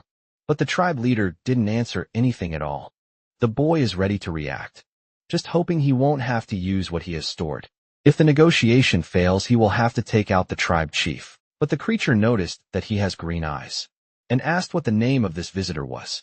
An unexpected question, but he said his name is Elric Melvanger. After a brief silence, the creature asked him to follow, so they walked through the snow while being followed by the others. The leader said that a legend is passed down in that tribe. A long time ago, there was a great king who ruled an entire mountain. Our protagonist soon realized it could be Mephisto's story, and the legend tells of a human who was recognized by the king as his friend. This person had very intense green eyes and carried the name Melvanger. The boy never imagined that one of his ancestors was a friend of the king of the Edis. Since then, it carried the promise of preserving the human's home. Knowing this, the boy wants to know where this refuge is, and the creature said they are standing over it at that very moment, showing a huge hole in the middle of the ice. Looking into it is distressing as nothing can be seen. Our protagonist has difficulty believing that inside that place there's a house until he decided to use his senses to detect it, seeing that at the bottom of that abyss there really was a house, and that wasn't all. A great current of wind was coming out of it. Even Idis have trouble going down there because of that wind current. Mephisto warned that the boy would freeze to death if he tried to descend, and that with his current abilities, the journey would end feebly. The boy agrees that going down there is very reckless, but he also can't go back. And his ancestors wanted to see the skills that their descendants would have. Without thinking twice, the boy threw himself into that hole because he needs to trust his ancestors. That was the peak of our protagonist's recklessness. Even Mephisto became worried. While in freefall, Elric realized it would be harder than he imagined. The demon appeared, reminding him that he must stay focused or he'll end up dead. Trying to focus, he knows he has to take it one step at a time, using magic to soften his fall. And the house was getting closer and closer, until he finally managed to land on something. The magic he used created platforms to cushion his fall. I don't understand this. Chapters ago, he was flying, and now he's doing this nonsense. Either way, he managed to reach the bottom safely, but that had demanded a lot from his abilities. And the boy collapsed to the ground, completely exhausted, thinking he was going to die. After recovering, he stood up with a mischievous smile on his face. To Mephisto's astonishment, even so, that place seems too ordinary. It's just a wooden cabin. He approached it to try to open the door, only to realize it was sealed with magic. That probably wasn't meant to be hard to open. The Fister suggested he try inserting a password with mana. As he poured his mana into the seal, he said several words that could serve as a password. But that strategy didn't work. Perhaps he really needed a key, and only one object could meet those criteria. It was time to try opening the cabin with his amulet. The object was already pressed against the magical barrier. Immediately, a reaction began to happen, and the door that was once closed opened before him. The inside of that cabin looked nothing like what was seen from the outside. There were several books on the shelves.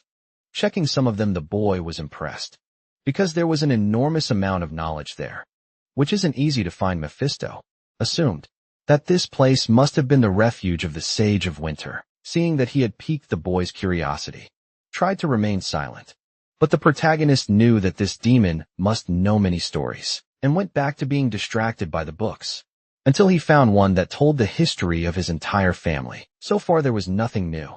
Their family's job was to eradicate demons. It was exactly what he had heard in his dreams. But he came upon some words that spoke of the vessel, and the requirements that must be met.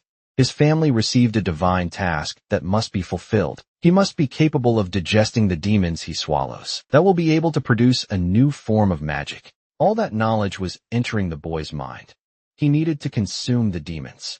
He needed to absorb their strength. And the amulet he carried began to shine.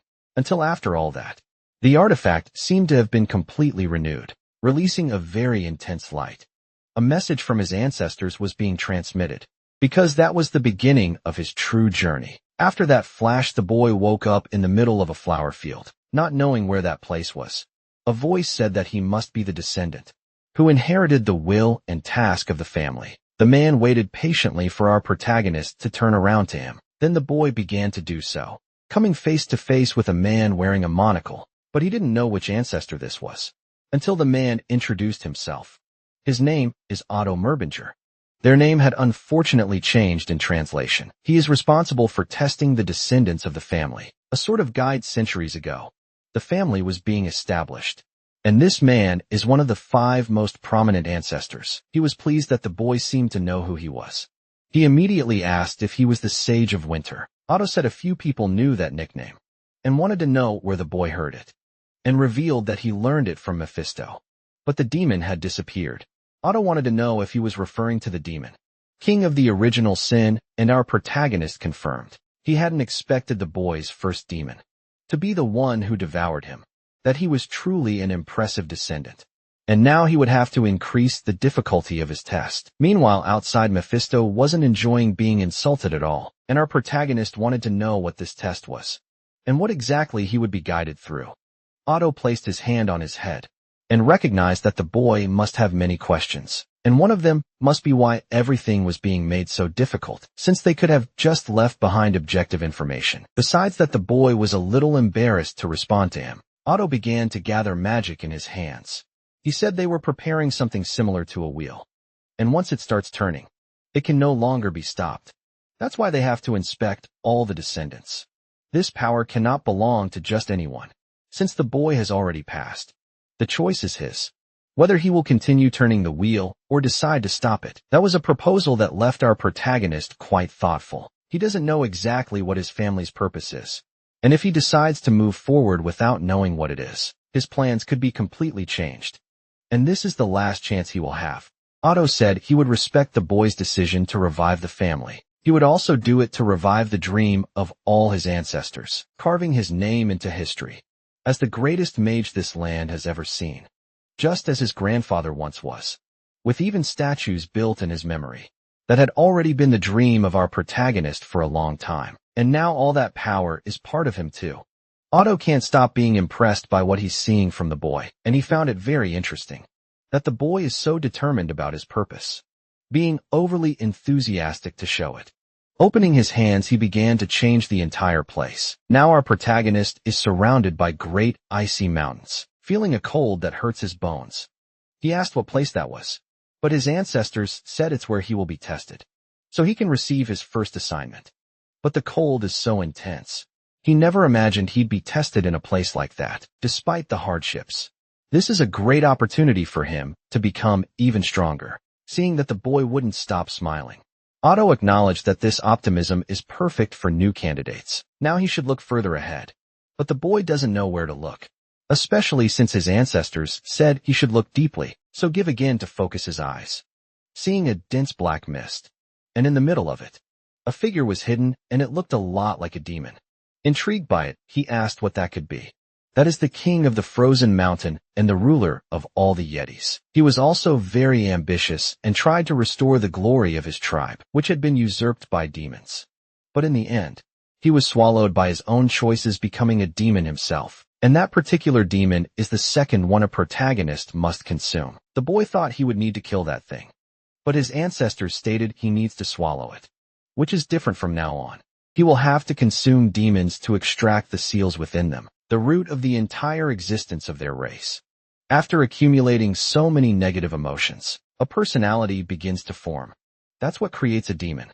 Each one of them has its own desires, and the heart where they live is what they call a seal. And the seal of original sin is Mephisto himself. Now our protagonist understands what that marking means. It's the seal of the Demon King. He needs to hunt demons from now on to obtain those seals. This must be done by consuming these creatures. After that, he will also absorb all the abilities it had. Faced with this, our protagonist realized he could become powerful in a way he couldn't even imagine, but he will soon discover this in practice. Then he used flight magic to go toward the creature and approaching it. He also used armament magic. It's not necessary for him to defeat the creature. He needs to consume it, but he doesn't know how that's going to happen. The blackened mist is really very dense. Feeling that mana, the demon knows it belongs to a descendant of the Mervinger. and it seems that Mephisto is also with him. Both demons begin to intimidate each other.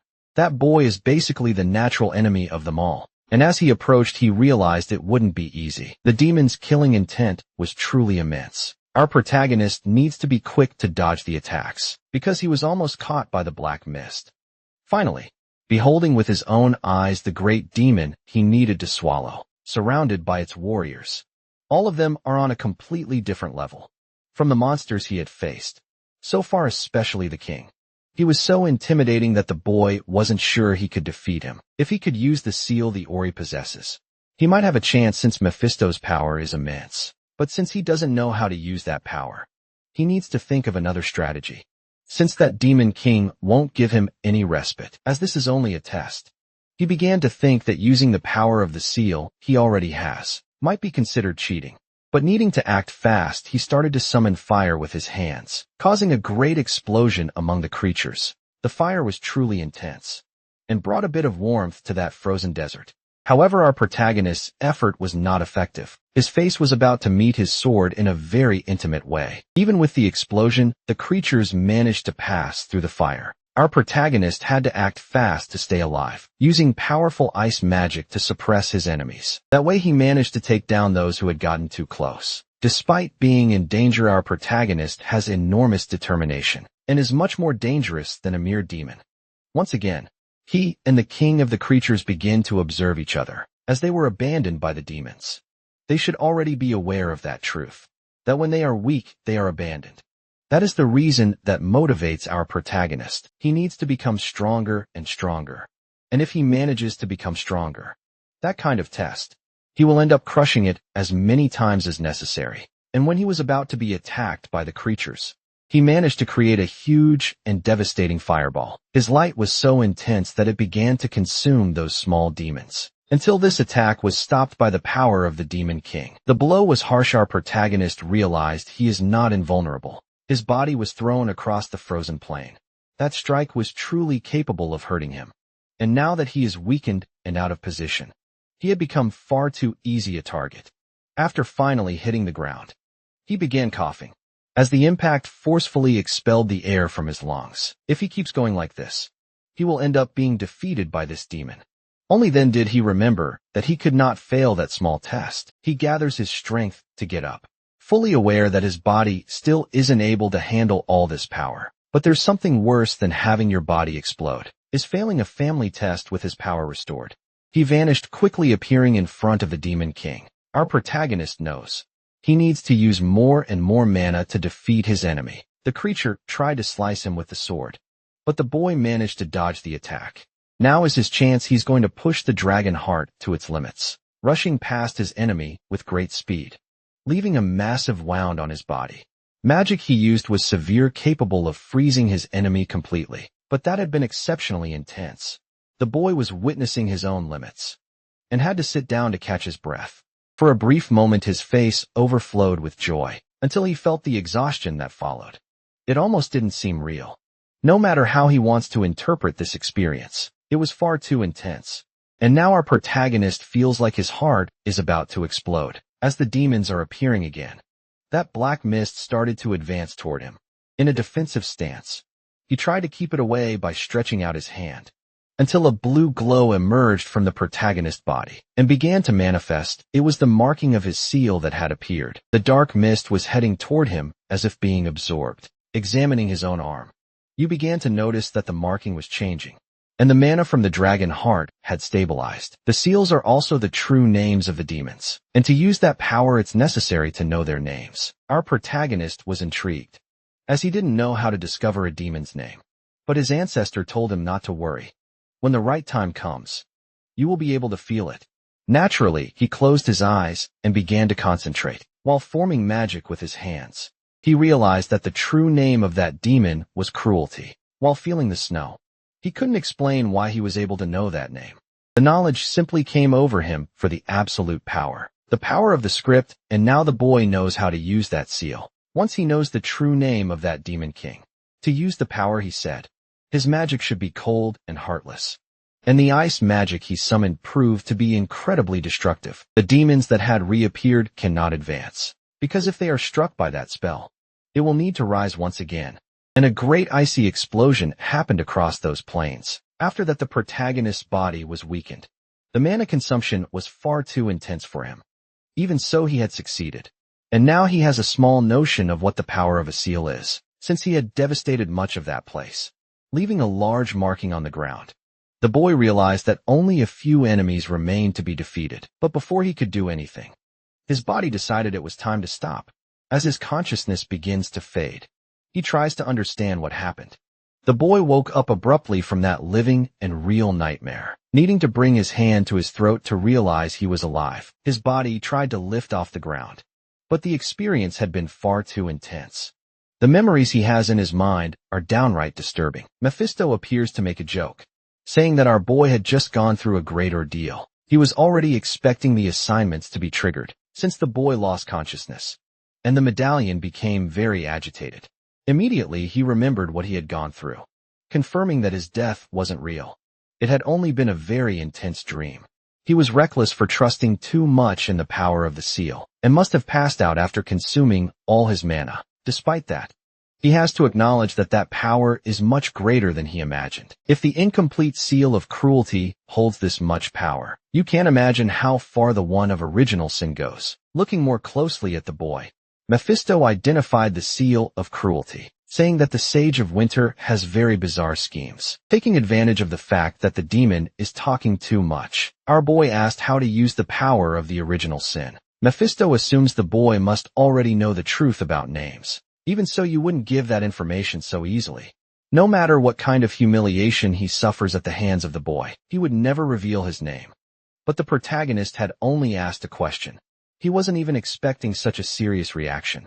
In his optimism, he thought he would hear the name, but now realizes that the seal is everything a demon has. If Mephisto allowed the seal to be used, it would be like losing everything he possesses in life. Feeling a bit of empathy, our protagonist decided he won't insist for now. The seal of original sin is the seal of a demon king, and imagining the size of its power, the boy is sure he won't be able to handle it. After these thoughts, he asked if the demon really knew the king of the mountain. Mephisto found it strange that they were changing the subject, until our protagonist said, "That place is the grave of that king, and his task is to capture him." Mephisto was impressed by the size of Otto's madness, making the boy capture such an entity. Since the task is underway, the boy wants to know if the demon can suggest some method. Nothing comes to his mind, but assuming the demon must know something, the boy keeps insisting the demon doesn't want to reveal the secret of the seal, as that would be betraying his own race. Then the protagonist said he'd give him 3 days, without cute transformations, even recognizing it as a good offer. The demon said his pride wouldn't be bent until our protagonist went all in, raising the offer to 5 days. The demon started to feel tempted, but faced with his indecision, the boy withdrew the offer, making the demon immediately backtrack, accepting that generous gesture. Impressive that he was convinced so quickly. Mephisto said he'd be direct with the protagonist's current seal. He won't be able to complete this task, but there is a way to make it work. Revealing a mischievous smile, the demon began to think outside. The boy starts to feel very cold. That's the reason he didn't want to go out. However, he needs to put the demon's tips into practice, and began to move through the snow. He needs to increase his achievements so he can level up. Since the seals can be ranked as common, advanced, precious, unique, and mythical, the seal of cruelty is at the precious level. But our protagonist's achievement level is only 1 star. For comparison, the seal level of the king of the mountain is 10 stars. Either the boy increases his own level, or he ranks up to the unique level. Knowing these things, he seems much more motivated, since now he has hope of winning this. His feet keep moving through the cold snow. He had finally found the lord of that mountain. No matter how many warriors he has defeated, the boy still has 2 stars, finding himself forced to face the king of the mountain. But he was very impressed. What he saw was not just a shadow, but all the condensed demonic energy. Remembering his ancestor, he doesn't know if he's a friend for teaching, or an enemy for assigning such absurd tasks. The wind keeps blowing cold, and our protagonist has to at least try. He's sure it won't be easy at all, but also confident that his victory will come if he persists long enough. Only Mephisto had an unexpected reaction. The same happened with the boy. He had returned to the Rue because he was defeated, without lifting a single finger. Having no idea how to beat that creature, the demon suggested he give up. While the boy considers other alternatives to obtain the seal, maybe he should extort someone. He immediately started eyeing the Demon King, who felt terrifying chills all over his body, remembering a detail about the creature. He asked the demon if the king of that mountain is actually a woman. He looked very closely at his companion. Mephisto took a while to answer. When he was about to say something, he noticed the boy's expression. That look was making him feel very uncomfortable. Thinking our protagonist sees him as some kind of demon. Because of that unexpected reaction, the boy realized there's some very relevant information. Between those two demons' time, you will find that out. The most important thing now is to swallow the king of the mountain, even if he has no idea how to do it. One thing he's certain of is going to be by force. With his conviction renewed, the boy set off toward his goal. Being immediately captured by a freezing barrage, that was enough to make his body freeze. Cold so intense it could produce the worst kind of pain. Determination alone is not enough. The boy ended up being defeated several times, until after so many attempts, his results began to change. This time he managed to land an attack before dying. Little by little he is getting closer and closer to that demon, close enough to glimpse part of its face. He can see it clearly, and his mastery over the seal of cruelty is also improving, though it's still quite difficult. But the boy has no other choice. He needs to get better and better, and he was more than determined to surpass his own limits. Two managed to get quite close. Their hands touching magical power began to surge. The power struggle was intense because of the seal. It was as if he had absorbed part of that power, being thrown far away as soon as the power struggle ended. While this is happening, he continues to be observed by his ancestor. Oda recognizes that. It wouldn't be surprising if the boy's ego shattered from losing like this, but it's impressive to see that he keeps smiling. Beyond talent, the boy possesses great willpower. A talent like his certainly won't appear again in the family. And this time the boy managed to cut off one of the demon's arms. The limb flew through the air, spilling plenty of blood until it was undone, turning back into demonic energy, which was promptly absorbed by the seal on our protagonist's arm. After all his attempts, he managed to rise to 3 stars. But his moment of admiration was short. The demon had not stopped attacking. Luckily, he reacted quickly enough not to be hit. The battle is so intense that he has no time to be distracted. His enemy is showing great skill in the fight, and this time we'll show him an attack that hasn't been used yet. Our protagonist immediately creates his shield barrier, worried about what's coming. His defense proved ineffective, being completely obliterated by the creature's strike. He realized he's once again at his limit even. Absorbing that energy wasn't enough to defeat the king of that mountain. He needs to understand how the creature thinks. But perhaps not even that would be enough. He decided he needs to become the king of the mountain to win that fight. As he drew near, the seal on his arm began to shine intensely. The boy was immediately surprised. He didn't know what was happening and began to wonder if he had died. Again, Mephisto had appeared before him, asking the boy to prove himself. The boy didn't understand at first, but he paid attention to the demon's words, who said he needed to show he was worthy of belonging to their race. Those words were directed at the king of the mountain. In the vision he was having, our protagonist had become the king of the mountain. On one of his arms there was a marking similar to a seal, and it began to glow very intensely. His eyes began to open slowly, seeing that someone was waiting for this. It seems the demon was watching our protagonist and still doesn't know what's happening. In these memories, it was revealed that the demon god had sent an oracle to them, and everyone hailed the presence of the queen of those lands. A small bear was being presented to this woman, and now the entire region belonged to them. While watching all those images, the boy wondered if they were visions of the past. The king who united all those tribes was not satisfied with just that mountain. His greed had grown during the unification process, and he decided he would reclaim the glory his people once had, telling them all that they had once belonged to the mighty race of demons, and now they would return to their rightful place. Beyond their borders, they managed to make many humans and demons kneel before their power. The fury of those tribes was overwhelming, until they finally became part of the demons.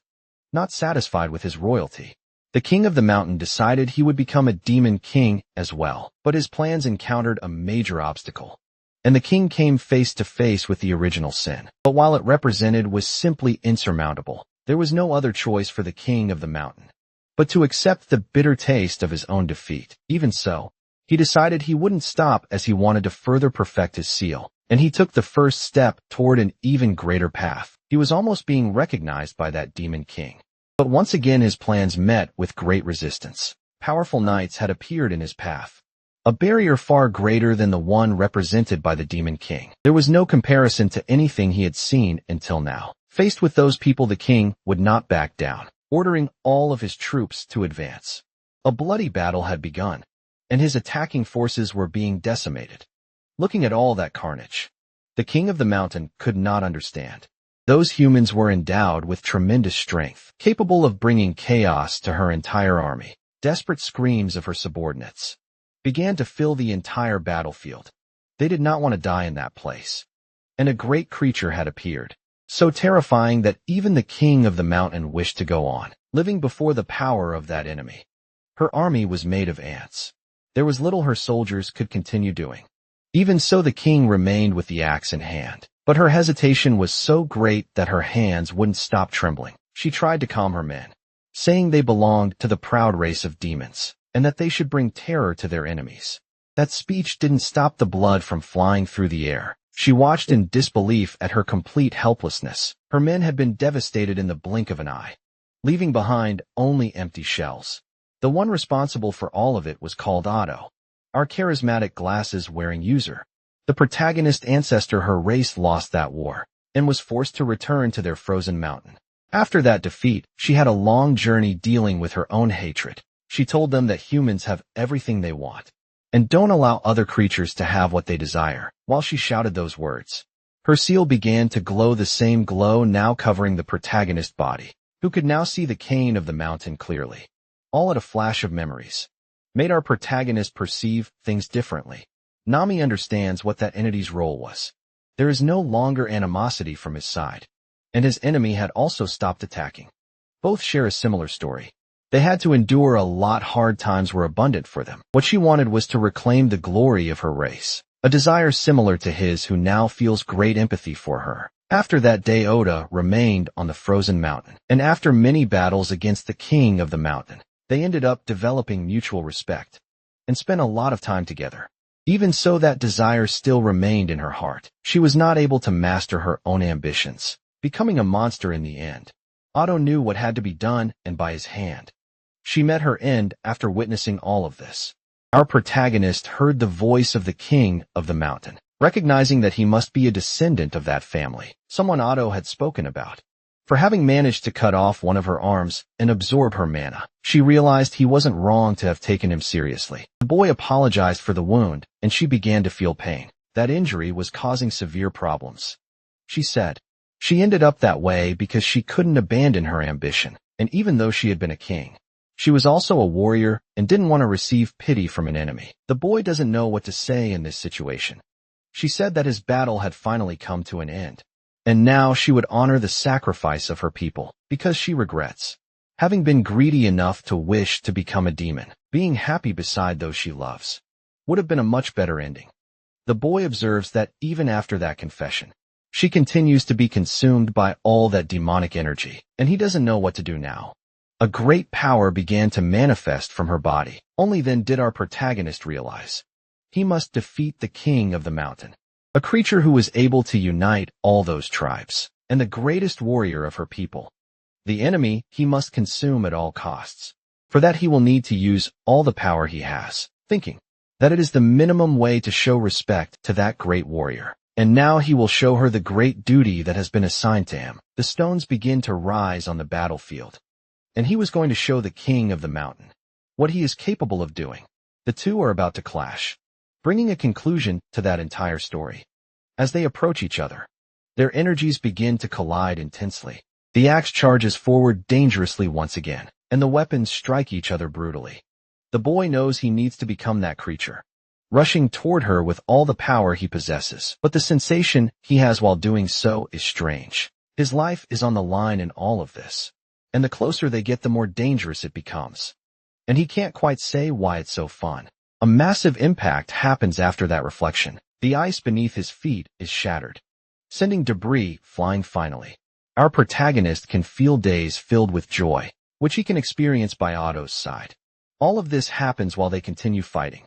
King of the Mountain is proving to be a formidable opponent, but the boy is now on equal footing. Even if only temporarily, there is no truce between the two. They keep clashing tirelessly. The boy's eyes shine intensely, and the same happens with his opponent. Both are at their limit as they charge once more. He's certain this blow will decide the winner, revealing the technique that brought several races to their knees, the secret art of Frozen Mountain King. As she performs her movements, our protagonist begins replicating each one of them. Once again, their hands collide. This is the ice-breaking technique, a technique so devastating it began to destroy everything around them. In the midst of the dust, their silhouettes can be seen. They remain still, but it's impossible to tell what happened, until finally it's clear that the boy's attack was far more effective, as he had destroyed a large part of the Mountain King's body. Aware of his own strength, the boy remained stunned. As he watched the entity's body begin to break apart, she was turning into a dark mist. And as she did, she started to smile. The result have finally come. Our protagonist doesn't seem very happy about it, and you began to strain to hold back his tears, only to hear a sincere thank you from his opponent, finally able to see her true face. The fight had taken a great toll on the boy, and the creature fell to her knees as the sky opened above them. After all the effort he gave, he emerged victorious gradually. Her body began to disappear, becoming pure demonic energy, which was completely absorbed by the seal our protagonist possesses. Now this tattoo bears a different design, showing the frozen mountain.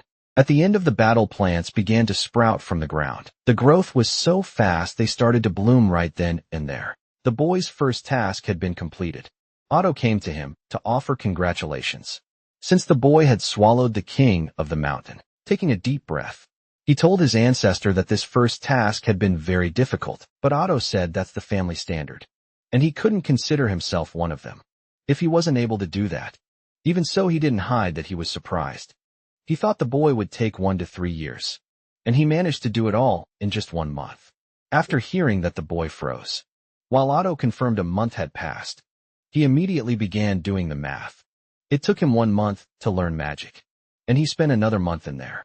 So that's 2 months. Seeing the boy's concern, Otto started laughing, thinking it was a joke, until he asked if this really wasn't a bad joke. Then he acknowledged he had a talent for spotting prodigies, and our boy remembered he always used to say that, which made his ancestor even more excited. As they stood side by side, Otto wanted to know how her final moments were. Our protagonist said she passed while smiling. Hearing those words brought great relief to his heart. Respectfully, the boy expressed his gratitude for everything he had received so far, and Otto wished him to be cautious upon his return. The boy said with a smile that he wouldn't be able to visit often. Otto understood, after all, the head of the family must be very busy. Finally, our protagonist returns to the main path of his life. Before leaving, he turned around, surprising Otto, and the boy asked how you would get out of there. Otto extended his hand and said he had already left there many times, without knowing what was happening. He was hit in the face by something, finally waking up on the outside. Still startled, he thought something had happened to his face, cursing his ancestor. The demon realized what had happened, while the boy complained that he should have at least been warned. Fisto wants to know if he managed to swallow the king of the mountain, and the boy shows him the seal confidently. The demon believes all of this happened because of the help he gave, while our protagonist sarcastically agrees that yes, that's exactly what happened. But even a demon king knows he only gave superficial tips, and that boy isn't just a genius. He's actually a monster now that he's back. He has more questions for the demon about his relationship with the king of the mountain, and why he prevented her from becoming a full demon. Mephisto started to feel embarrassed upon realizing that he knows these things, and the boy revealed that he took a peek into the memories of the king of the mountain. The demon said that back then he was very bored, and the king of the mountain was just a worthless part of the demon race, until he heard of that woman's feats and decided to check for himself. She was far from becoming a demon king, but she had the ambition and the necessary skill. If she had encountered another demon king who wasn't benevolent, she would have been torn to pieces. Mephisto asked to be found again when she became stronger, and left her behind. Our protagonist found that very anticlimactic, and asked if he never saw her again. The demon king said he didn't need to. Then he started remembering a few things of that woman. in the company of Otto as he closed his lips. It was as if he felt great regret. And the boy seemed to understand what happened. Mephisto doesn't know how to behave around women he likes, and ended up being a jerk to her. Because his feelings weren't reciprocated. Mephisto was immediately affected by that comment, saying he wasn't in that situation. Now the boy understands why the demon has been single for 1,000 years, which makes Mephisto even more upset. Since the boy started singing that he'll be single forever, Otto's hand remains clenched. Still steaming, he was deeply impressed by the descendant he had found. His eyes closed, and he began to search for memories in his mind. Bloody hands are carrying a small child. The king of the mountain watches that lifeless body. That's not what she wanted to bring back to her own tribe. In the face of the grief she was showing, Otto began to approach her politely. His first impression was of being stared at with hateful eyes, until that gave way to endless mourning. Demonic energy began to spread everywhere. She was asking Otto for help. Her request was that he end her existence. But that's something he couldn't do.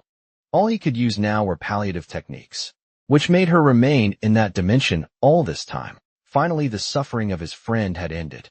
Now she could rest in peace, and maybe one day they would meet again, and he hopes that truly happens. While he was hunched over the books, the demon asked what he was looking for. But that's something the boy needs to find on his own, until both saw something interesting. In the boy's hand was a small ice crystal. He received it from Otto to go meet the god of Camellia, as she would be his new guide, asking if that would be his next task. Otto responded affirmatively. While examining the item, he didn't know how long he would have to keep doing these things. Otto replied that he would do so until he reached the level of their progenitor. Those words left our protagonist stunned, knowing he had many questions. His ancestors said everything would be answered naturally. These tasks were planned so he could follow in his footsteps. The boy tried to hide that he was very anxious, while Otto apologized for placing such a burden on him. But only the head of the family can do this. And now the boy must depart until he can refine his own winter. He told Mephisto what he needs to do now.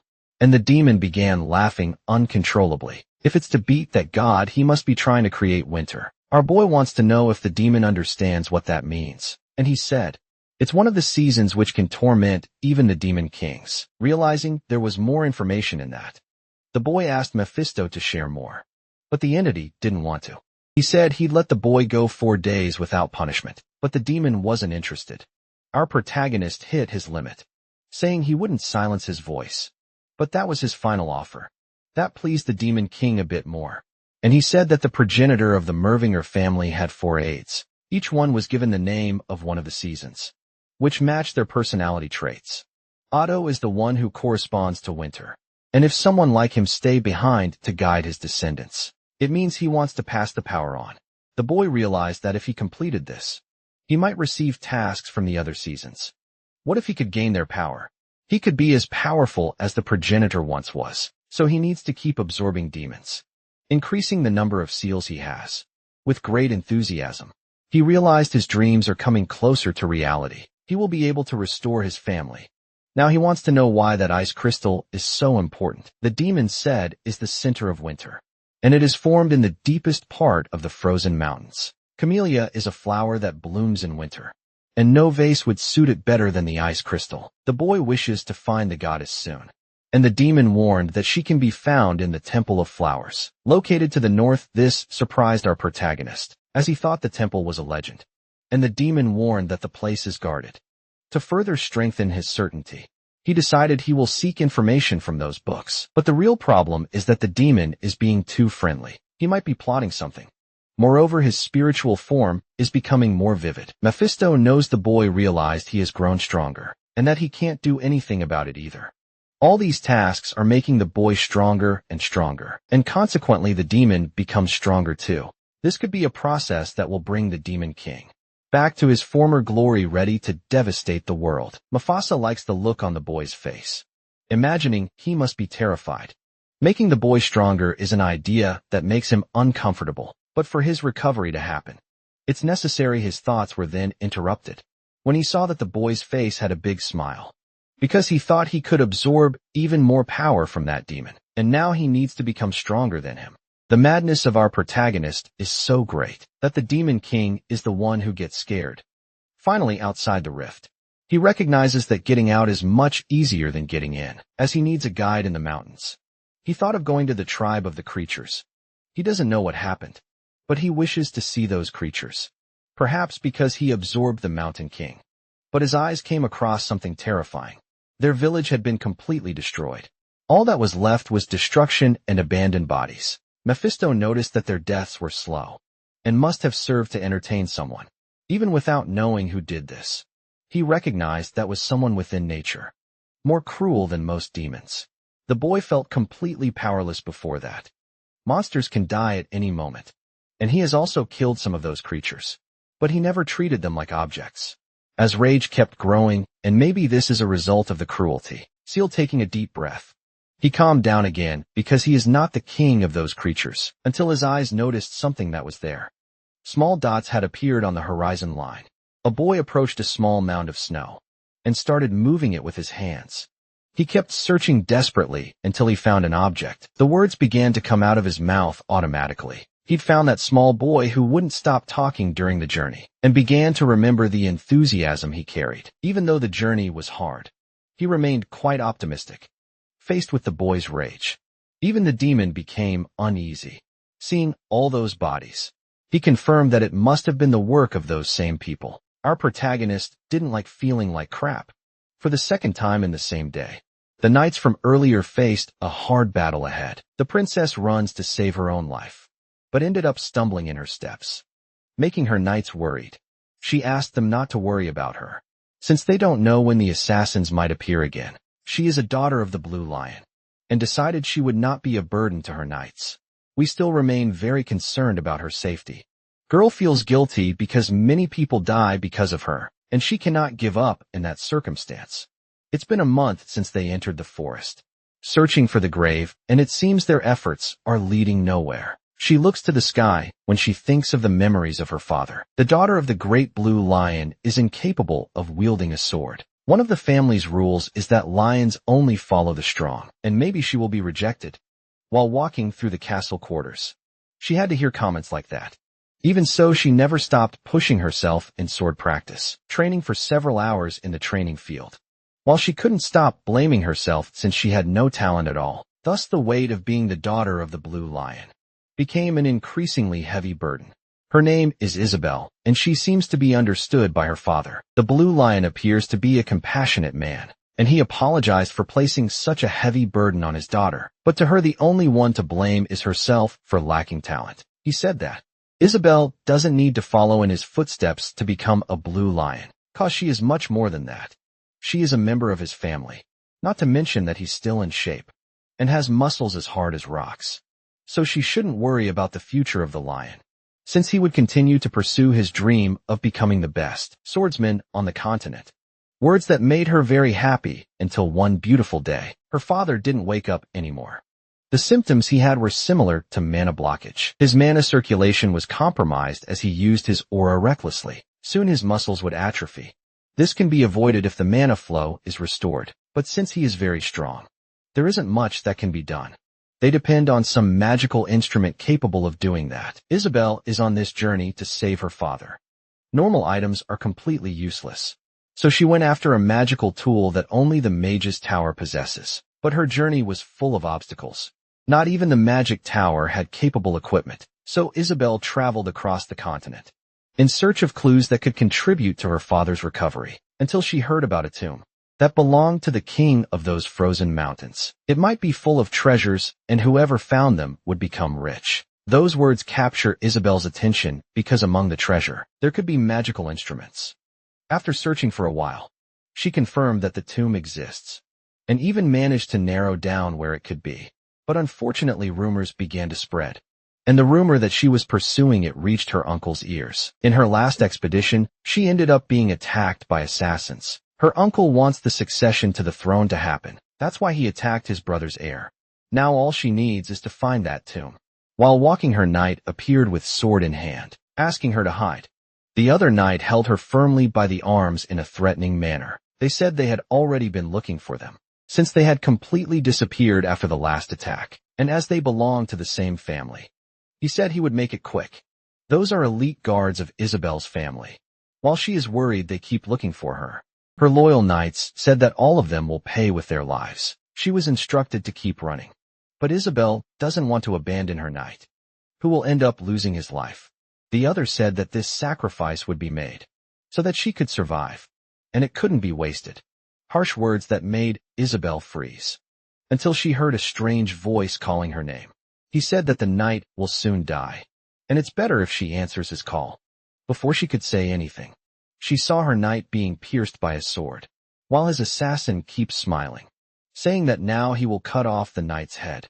Isabel screams for him to stop, and so he does, knowing that she is the target of all those actions. She asked for the violence to end.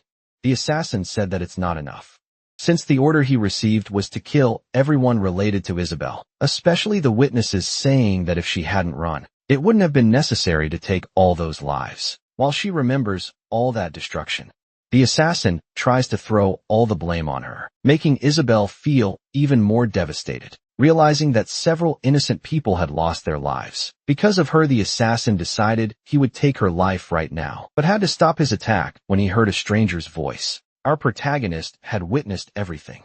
While he was in a magically altered form, the leader of the assassins started to get nervous, since high up in the trees, there seemed to be a witness to all of that, and one who didn't seem willing to ignore it. Our protagonist descended from the tree, landing in the snow near the assassins, prepared to defend against the incoming attacks. But he wouldn't show mercy to those people. The assassin said he had just sealed his own fate until our protagonist vanished from in front of him, leaving the assassin's eyes wide with shock, since he hadn't been able to follow that movement. Realizing this is a magic user, he immediately began to create distance, and he asked what the identity of that stranger was. Escape Isabel and her nighttime to also get to safety, but they wanted to know if someone else was all right. Our protagonist, when descending from the tree, ended up falling awkwardly, and he said he didn't hurt his body, only his pride. The assassins want to know if every mage falls in such a clumsy way. As to gets up, the boy thinks he ruined his dramatic entrance. Isabel remembered that during the first attack someone had disappeared. She wouldn't let him get involved in these problems, and asked him to run away, because this was not his concern. The assassin reminded them that no witness would escape, and gave the order to eliminate the man. Several of them launched themselves at our protagonist, and he remembered that he would show no mercy to any of them, since they were all the worst kind of trash. The boy was only waiting for the assassins to get closer, then unleashed a powerful gust of wind against them. In the face of that magical power, there was nothing they could do, and they were completely frozen. As soon as that happened, the boy clenched his fist tightly, causing pieces of their bodies to fall to the ground, completely destroyed. Isabel and her remaining knight realized that this stranger is very powerful. The leader of the assassins began to worry, as he was no longer the most dangerous presence in the forest. He gave orders to his men not to waste time, to finish off the stranger quickly, while dodging the blows. The boy asked who had given them permission to do that. His reflexes had greatly improved. Opening one of his hands, he commanded his magic to pierce. Several blades emerged, and they were aimed at his attackers, who were pierced and sliced as if they were blocks of butter, while pieces of assassins flew. Those still alive ran for their lives, but they were brutally defeated by our protagonist, leaving only their leader alive. After that scene, he had already soiled his underwear with fear, and asked if he knew which family they belonged to. Our protagonist didn't care about that, and suggested that the stranger bow first. The leader of the assassins started puffing himself up, while Isabel wanted to know who the stranger was, who subdued all those men so easily. Is definitely a very strong mage, and it would be dangerous to get close to him. The leader of the assassins ignored that and attacked anyway, thinking he would be able to take this life. Our protagonist noticed that his opponent was very fast. Isabel shouted for him to keep his distance. Following her advice, he used magic to strengthen his weapons, and now that he was far enough, he could attack with a clear aim. He sent a large row of ice blocks toward his opponent. The assassin said that wasn't enough to stop him, destroying all those blocks with the blade of his sword, and now he was finally going to end that fight. But to the assassin's surprise, his sword was stopped by another ice block, which this time he couldn't cut at all. Our protagonist noticed the assassin's growing fear, and said that there's something more important there than unbreakable ice, which is the inevitable fact that they would be buried in that place. Once again, the assassin began to sweat in complete panic. being struck by a great power that came from our protagonist. Finally, there was no more danger in that place, because our protagonist had taken them all down. The knight, who was still conscious, was impressed by that display of power. They didn't imagine there was someone so strong there.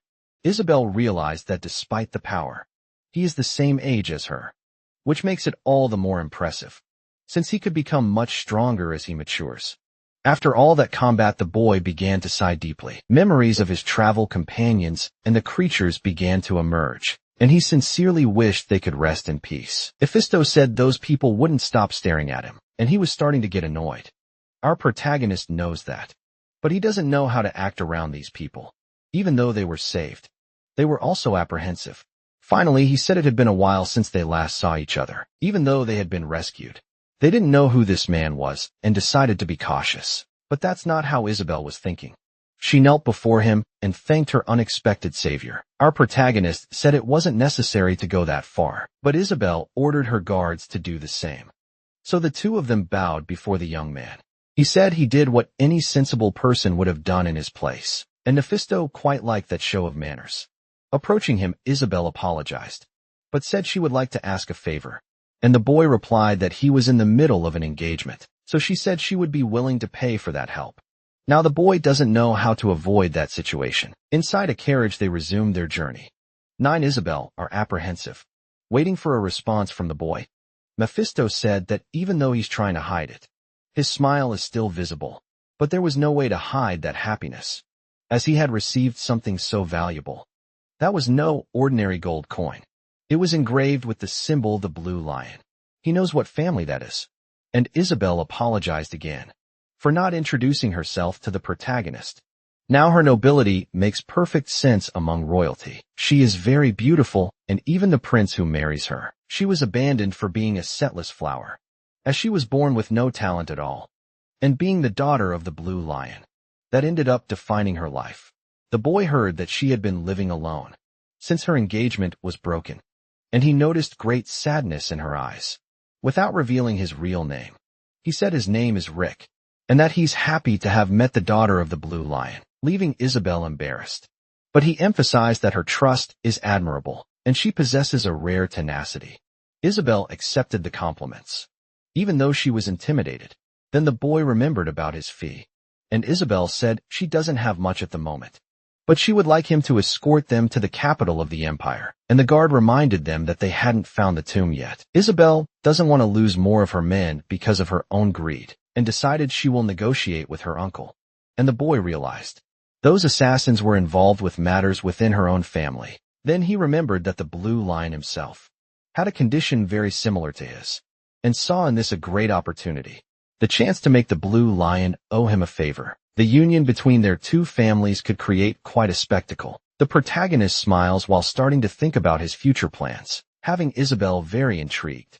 Knowing that he is skilled, Isabel would like to pay him double, but for now she can only pay part of what was promised. She is ashamed for not having more money. But that problem is far too small for the protagonist, stating that he would escort her safely to your destination. Thus they headed for the capital of the empire. Mephisto wants to know why the boy wants money, since there's plenty of gold in the dragon's nest, and the boy said he has a plan, and said he shouldn't talk about money if he's never been cold and hungry. Mephisto seemed to reflect on those words. The truth is the boy is also out of money, and he needs to take care of his body since he has one. He's also impressed with sound transmission, a very interesting skill that only needs a bit of mana to speak to a target. Mephisto only taught it because he was annoyed by staying silent when others are around, seeing that he enjoys talking. The boy understood why the demon hates being silenced. While they talk silently, Isabel remains very alert. To her, the boy is too quiet, and she started to think it might be because of the small payment she gave. Putting that aside, she desperately needs his help in case stronger assassins come their way, fearing that they might not be enough. Inside the royal palace, a man presents himself, and her uncle has learned that all the assassins were exterminated. The one who delivered the message apologized for it, but the man sitting on the throne didn't like that news at all and decided to punish the messenger by cutting off his head with a single blow. Talking with his men, he started thinking about how Isabel might move. They already know she is abandoning the frozen mountain, and that she must be heading toward the capital of the empire. This can only mean she wishes to negotiate, was the conclusion Hilton reached. He is the leader of the first squad. The old man thought Isabel was foolish for wanting to negotiate with him, and said Hilton would only have one chance to do the right thing. Day broke, and the horses came to a stop. The guard outside announced that they had finally arrived in Liseni. It looks like a large city. Isabel has thankfully managed to arrive in just 2 days of non-stop travel. Mephisto said his whole body is aching. Our protagonist finds it amusing since his body isn't even real, but still recommended that he keep better posture. Several guards are at the entrance of the city. Our protagonist immediately recognized those uniforms. The second squad of the Blue Wolves have been assembled. The soldier thinks the reason is too trivial to mobilize the whole squad, since Isabel's arrival in that city is a declaration of defeat. His superior ignored those words while cutting off the soldier's head. He knows she will have to pass through Lazen if she wants to reach the capital of the empire. Our protagonist realized that the situation would be much worse, since those soldiers are determined to turn this village into all of their graves. Isabel knew she couldn't walk freely, but she wasn't expecting something like this. Her guard asked if they should turn back, but she said no, they had already caught the attention of some guards. Turning back would make them even more suspicious. They should abandon the carriage, enter the city stealthily, and find another means of transportation. But our protagonist said it wouldn't be necessary, and used one of his spells. That way the carriage passed through the guards, as if none of them were suspicious of anything. Isabel remained very apprehensive inside, since they still needed to pass through the gates. They were close to finally being inside the city. And finally her dread was over because they entered in complete safety. Once inside the city, they got off the carriage. Isabel wanted to know what kind of magic he used, and our protagonist said he used illusion to change their appearance, but it breaks easily, so they should be cautious. The guards were also very grateful for what our protagonist had done. They would spend the night there, while the protagonist handled some matters. Mephisto didn't like that strategy. He preferred that our protagonist had finished them all, but the boy prefers a more cautious approach. Mephisto said, the seal and soul language are meant for situations like this, and reminded the boy that he should soon return to the academy. In fact, he should, but he wants to resolve something first. It's been some time since that happened. He needs to know the situation with Fatso, since he plans to take revenge on him with great dedication. Even the Demon King pities those targeted by our protagonist. While walking through the city, they saw some children playing, and you remembered he felt mana coming from those knights, and wanted to know what that was. The protagonist said it was aura, which didn't exist in the demon's time away. Martial artists use mana with their own bodies. Mages have a mana circle in the heart, and warriors circulate mana through the abdomen. And they also have their own power rankings, the highest being superior. There are 5 chains in total, and only one person managed to form more than 5. The Demon King wants to know who that human is. Our protagonist said it's the Golden Lion, the strongest person on the whole continent. Mephisto thinks that by the name, the person must be very arrogant. But the protagonist revealed that's not the case, because he was even humble to his own grandfather. Now the demon has a better notion of his strength, and eagerly hopes to meet him one day, find out what happened in his absence. Our protagonist bought newspapers from the last 30 days. Inside the academy, Fatso still doesn't know what to do about our protagonist, because he thinks he is isolated. A student said he is the frontrunner in the elections, yet Fatso wants a crushing victory. And that student with glasses is waiting for Fatso's orders. The order is for the narrators to be pressured even more. The family spokesperson reports all of this to Scene, and that everyone wants to know what will happen with the excavation rights.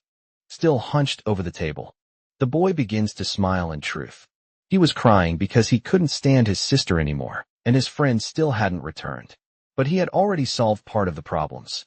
He decided he would keep resisting until Elric returned. While our protagonist reads the paper, he realized that his friend is going through serious problems. Even so, Faxo seems to be taking great advantage of the situation. But the moment of his well-deserved defeat will soon come. The problem is that our protagonist is worried about Scene, and began to think about how he could help him. While thinking, a large explosion occurred in the city that made him immensely worried. Fire was spreading inside that building. Our protagonist went there to see what was happening, and upon exiting the building, he encountered a tragic scene. It was as if the whole city was on fire. Isabel's guard wants to know if she trusts the boy, because he is still suspicious of him. And the girl remember that they were all saved by the stranger. The knight wants to be cautious. Isabel noticed he has been overly protective since what happened in the mountain, and said she completely understands his point of view, and should keep one thing in mind. Doubting the boy is doubting the decision she made. The knights remained silent, as there was nothing more they could say. Since Isabel believes our protagonist is full of virtue. My God, she wants him and doesn't know how to say it to the knights. He is just a mercenary who wants money. But Isabel is sure he did that on purpose, since he helped from the beginning without asking for anything, and would have helped even without payment. Everything changed once he found out she belonged to the Lion family. He took into account that her family's reputation could be tarnished, and made himself available. Now, the knights better understand the help received from the protagonist, because that's how Isabel has seen it from the beginning. Right after that, a large explosion occurred. The fire was spreading across the city. That was being done by some men sent by Isabel's uncle. The one who looks like a hyena wanted to set even more of the city on fire. That idea displeased his companion. But it might be the perfect bait to make Isabel appear, since it puts innocent people in danger. The hyena asked that they should keep burning, and his companion said they should remain cautious. The madman believes he can handle the danger, since he's stronger than many guards, and he would love to find a worthy opponent. With that, he and his companion took off. While chaos spreads through the city, they began looking for the princess. The order is to eliminate everyone except for Isabel, covering from the explosion. She wants to know if her knights are all right, but she doesn't understand why that happened. Screams of panic and terror can be heard. Isabel observes all the destruction in that city, while injured and desperate people keep running, until one of the guards told her to be careful, since the explosions were still happening, throwing the princess of body far away. The guard wants her to leave that dangerous place. She had endured enough. She was tired of feeling completely powerless, and wants to face her enemies to save those people. Until today, she was told she had neither talent nor power, but she doesn't want to keep running, forever living a life of shame. Remembering the words of our protagonist to her, that she possessed tenacity. No matter what happens, even if she dies this time, Isabel will not run, deciding that she would finally fight. The city continues to be destroyed. For a brief moment, she closed her eyes until she opened them again, full of fear, not understanding what had just happened. Our protagonist had appeared before her. Freezing all that fire, his magic began to spread, reaching the sources of the flames, extinguishing any threat to that city, to the joy of its residents. Isabel was amazed by all that power, because all that destruction had been stopped by a single man, a mercenary she had hired. She doesn't know if it will ever happen, but she hopes she can walk beside him one day. Our protagonist is also very angry with all that destruction, because those knights were ending innocent lives. Mephisto really liked that, because once a Mervinger's rage is lit, it's hard to extinguish, and one trait of that family, which he has faced before, is that they become even more dangerous when angry. The demon said that his enemies are even more numerous and stronger. Too, the boy knows it will be hard, and that he needs to be careful with the innocents. Mephisto asked why he hasn't fled yet, and the boy said there's a saying in his family: those who have power must prove they are worthy of possessing it, and that's why his family has always been the tip of the spear. Every war, our protagonist is on top of a tower, drawing the attention of all those knights. The guy who looks like a hyena knows his scrolls were powerful, so the one who put out his fire must be even more so. If that person is from the magic tower, they're in trouble, but he doesn't seem to belong to it. Now all they need to do is eliminate the princess and escape. Isabel is holding a sword, and some assassins are coming toward her. She realizes she has no strength in her legs, and won't be able to dodge. But our protagonist would never allow her to be harmed. His look is one that says he's going to solve everything through the power of protagonism. Isabel decided to adopt that confidence too, so they managed to escape the assassin's reach. Our protagonist knows there are 40 knights in that city, and he needs to lure them to a place where there aren't so many people. One of the assassins blew a whistle, and our protagonist was already completely surrounded. But using his magic, he disappeared right in front of them. During his escape, he ended up encountering more assassins, so he needed to defend himself immediately. In one of the city squares, he was completely surrounded. Its assassins believed that this way they could finally take him down. The one who looks like a hyena was excited, since it was his first hunt for a mage. He wants to know where the princess is hiding. But our protagonist won't give that information. And he said they wouldn't find out anyway because they seemed too stupid, which made the hyena even more furious, ordering the assassins to bring him the boy's head. Our protagonist had already used a lot of mana to extinguish the fire. The dragon's heart had grown stronger, but his body wouldn't be able to withstand all that power. During his training, he could simply restart. But now it was real without the numerical advantage. He realized it would be just as Isabel had told him, so he decided he would go for the leader first. Using his axe, our protagonist charged forward furiously, but had to abort his attack midway to save his own life. He also felt his body wasn't moving the same way, and Mephisto began to doubt whether he had really defeated the Mountain King, calling him a great fool after that. A major impact occurred. A threatening glare was fixed on our protagonist. Nephasta warned that this simulation was nothing like reality, and the boy dismissed the comment if he wasn't going to help, irritated by it all.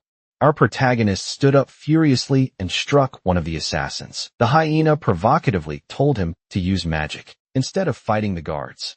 Even more enraged, our protagonist began using dragon magic, landing blows with great piercing power against his enemies. The hyena wants to know if that's all the power he has. Unfortunately, the boy still hadn't been able to defeat him, and that sadistic assassin wanted to keep enjoying the fight, forcing our protagonist to dodge all his blows, until he finally seemed to find an opening in his defense, being promptly countered by our protagonist. The impact of their attacks echoed throughout the square. The assassin approached, dragging his sword along the ground, saying that's what he gets for being reckless. Since the boy had been completely surrounded, there was no escape route. And now they were going to end it all using a powerful attack. Behind the protagonist in the sky, fireworks began to explode. The assassin grew worried with all that signaling, and our protagonist was pleased the distraction had worked, revealing an even greater amount of his power, causing a large magic circle to appear as well. The assassins were already starting to grow worried about it, but their eyes were already filled with the deepest fear. Our protagonist was covered in power, and a great dragon appeared behind his back. The assassins knew that if they didn't stop him now, they never would, and the boy waited patiently with a smile on his face, making the magic circle glow even brighter. He said he wouldn't die in that place. He and the princess exchanged a quick glance. The two fled from that place, and one of the assassins said they were escaping, calling squad number 3 to start the pursuit. Our protagonist asked Isabel how they fight, and learned that they attack in a coordinated way, even when facing a single enemy. And as the name suggests, they attack like a pack of wolves. Knowing this, our protagonist thought he needed to lure them into a plaza to deal with them all at once. Isabel said it would be amazing if there were a trap, and the idea began to settle in our protagonist's mind. Isabel wanted to know if he had thought of something. Our protagonist had a favorite asker, and that's how the great explosion of fireworks happened. Right after, Isabel managed to evacuate all the civilians from that square. She was supposed to use that signal to communicate with our protagonist, because after that you would completely devastate that place. Using dragon magic, he managed to cover the entire area with ice, acknowledging that magic circles save a lot of mana. The leader of the assassins is immobilized, and our protagonist said they were all fools for not noticing the trap being built. And then he brought his frozen hand close to the hyena's face, saying that without a doubt he wouldn't have a peaceful death. But at the last moment, one of the hyena's subordinates tried to attack our protagonist. He said that the boy's luck had run out, and the boy, looking at his new attacker, realized he still had enemies to deal with, for he was once again surrounded by all those assassins. They now knew they had been lured to that square, and that it would have been impossible without careful planning and trust. But even more frightening was realizing that the boy kept smiling, as if he knew he was being watched. That made the assassin uncomfortable, as he was no longer sure if he had fallen into a trap. His head was full of doubts, so he decided to negotiate, saying he would spare his life if he handed over Isabel. But there was a big problem with that for our protagonist. He has no intention of letting any of them live, which left the assassin quite frightened. As our protagonist releases his icy aura, underwear begins to be destroyed automatically. They should not have done that in the city. And there is no mercy for knights who abandon their code of conduct. One of the assassins has the brilliant idea to attack the protagonist, instructing his comrades to coat their bodies with aura. Our boy uses dragon magic to blind that blade, buying time so he could dodge. But realizing that his magic was not effective, the assassin comes back to attack. And this time the boy uses magic to push him away, once again surprised by the edge of the sword. Since his magic had grown weaker, he doesn't know if it's a side effect of the seal of cruelty. All his other elemental magics have weakened. Using that seal has proven much harder than he imagined. Unlike the mountain, which was full of ice magic, in that place it doesn't reach its full potential, and it consumes a lot of energy. But he has other strategies. This time he managed to force one of the assassins on the defensive, landing a hit with his sword.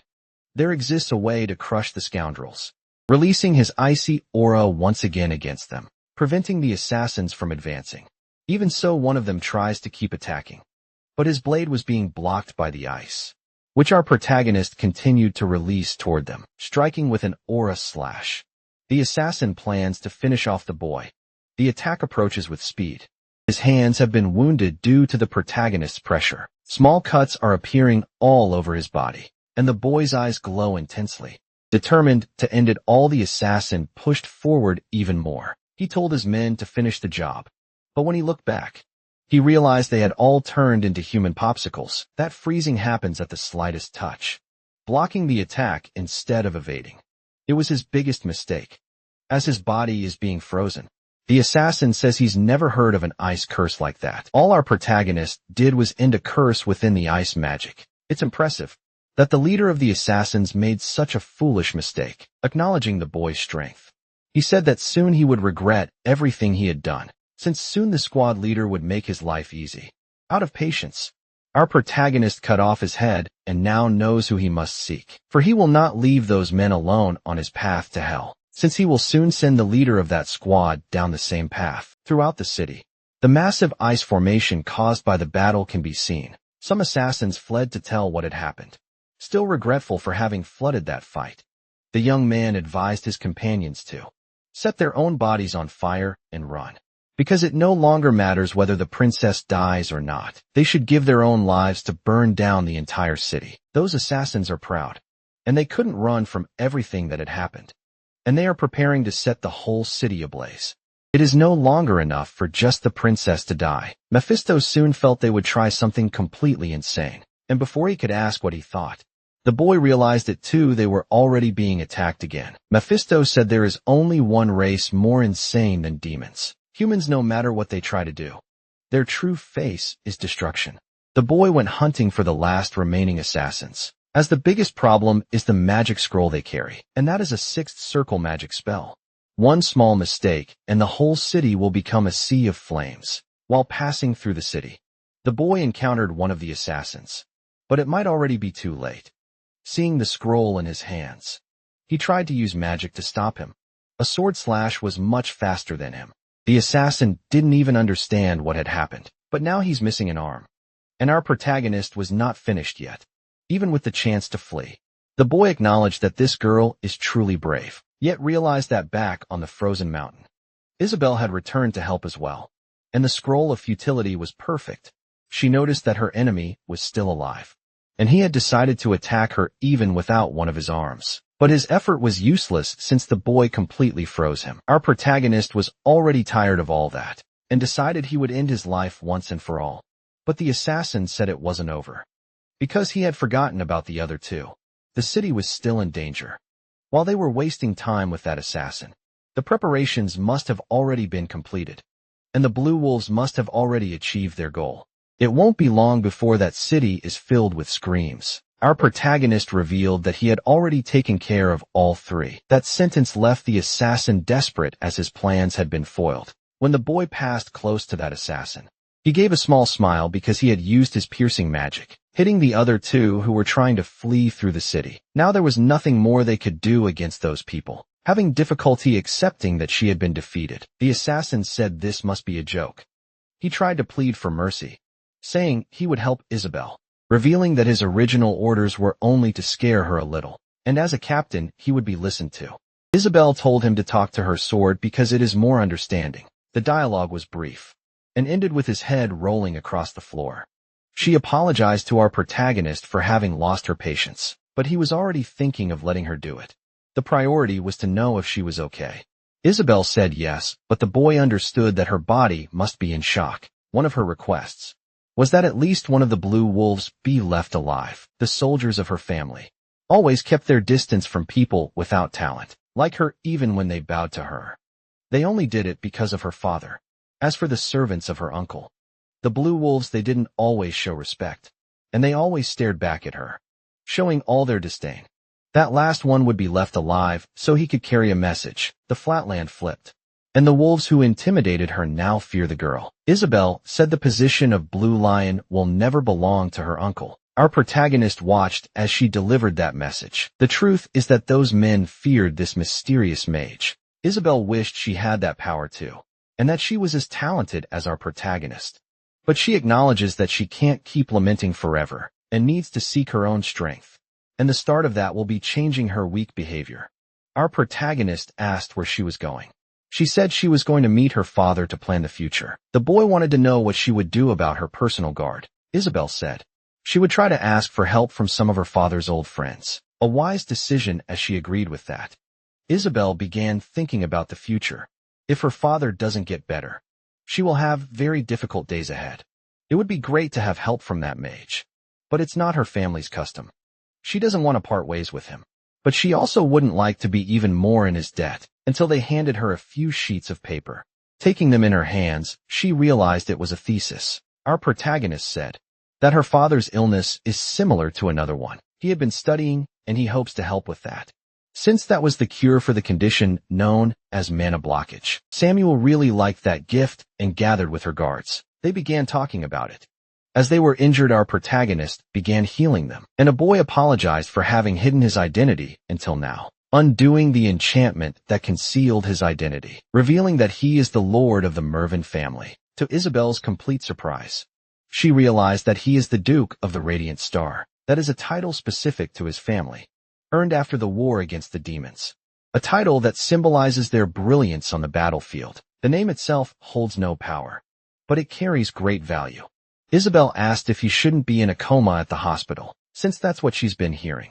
The boy said that at the moment, there are circumstances he cannot talk about, but it's true that he suffered from mana blockage until recently. What she now holds is a treatment he created by researching his own body, and it should be useful for her father, as she intends to fight back against those who try to take her life. It would be good if the Blue Lion were present, with tears streaming down her face.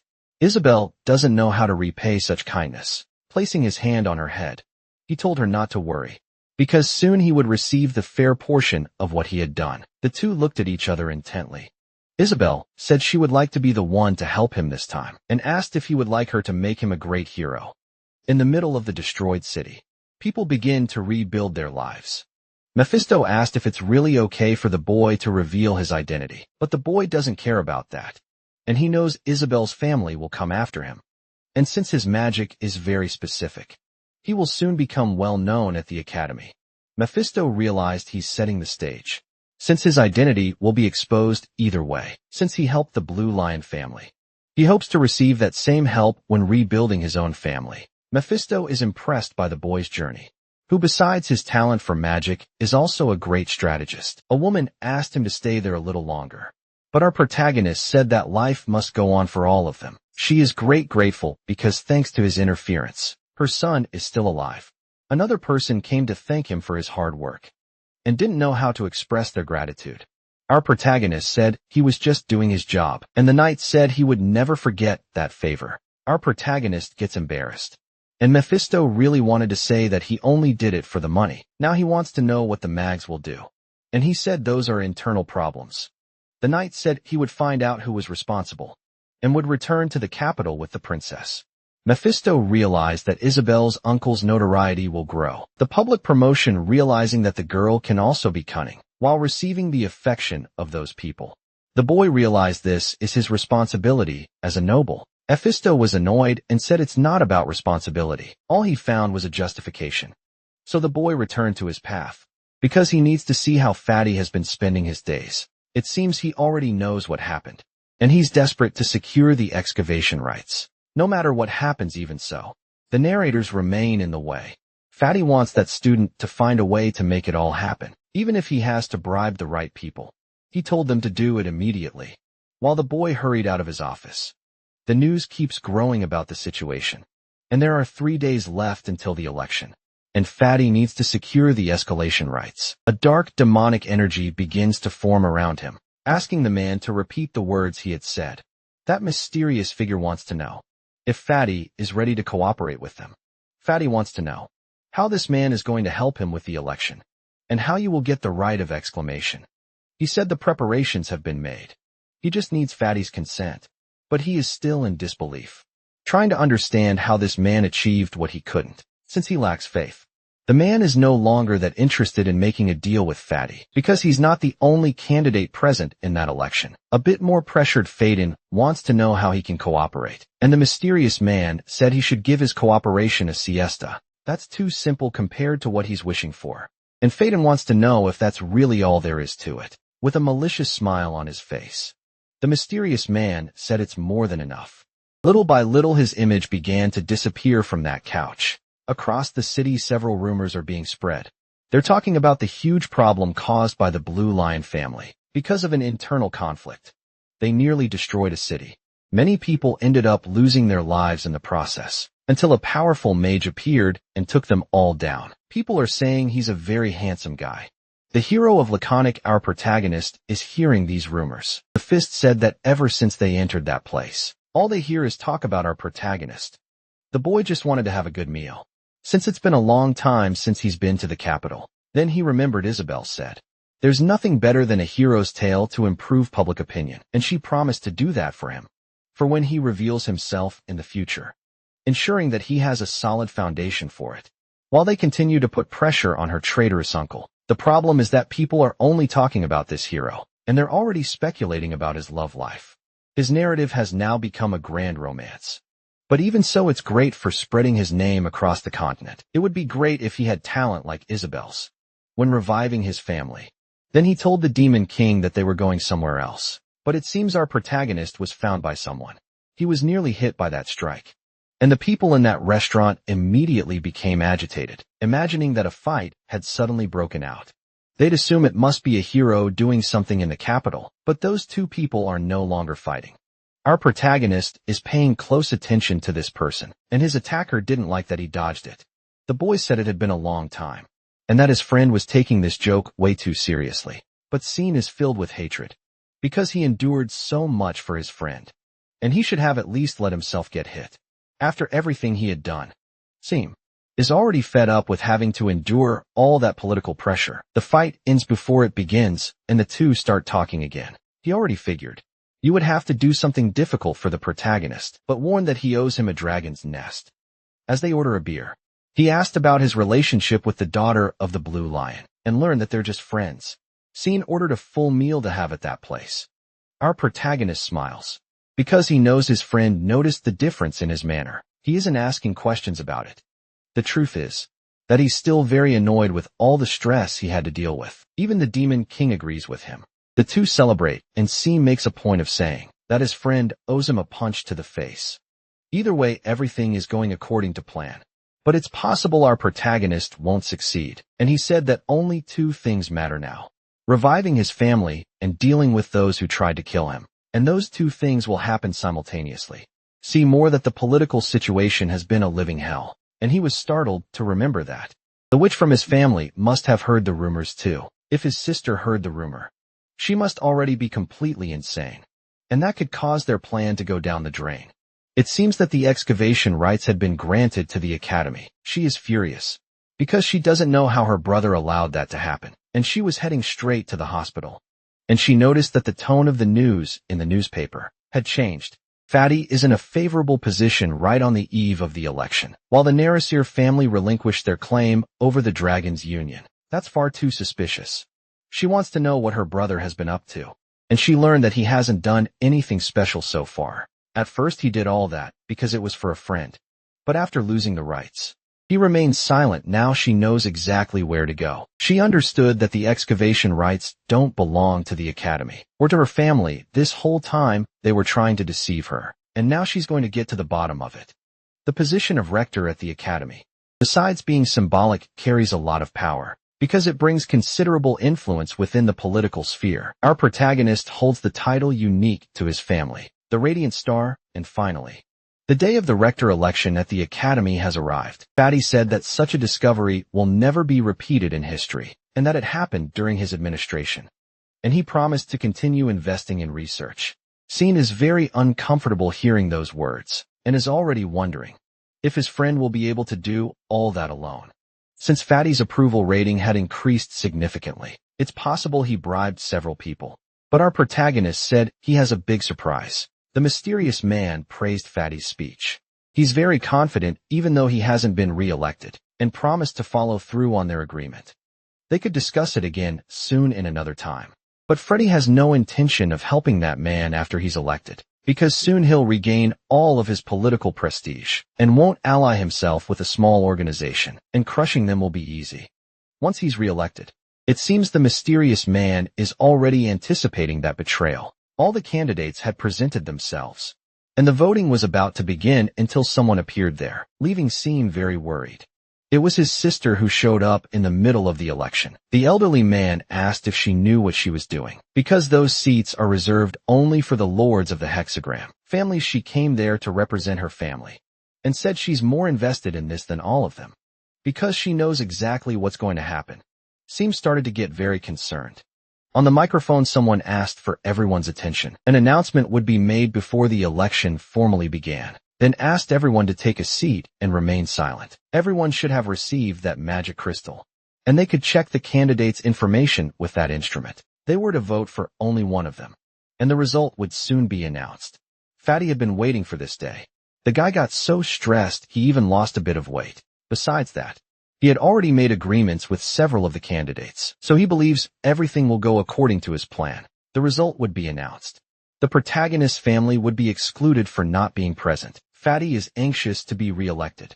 But before the announcement, something happened. Our protagonist appeared at the last moment, leaving many people extremely surprised by his appearance, since interrupting the election was very disrespectful. Shin's pretty sister was already expecting this.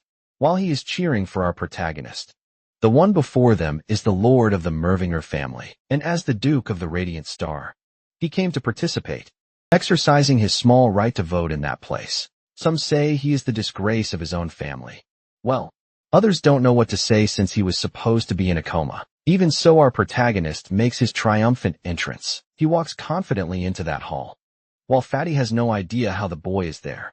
Several people start asking what he's doing there, and why he's delaying the election. He said, those people are not paying attention to the laws of the Empire, and that he's not there as a student of the Academy, but as a duke, as someone who has the right to vote, and came to assume his family's place. Fatty said he was happy he had recovered, but warned that the election had already been closed.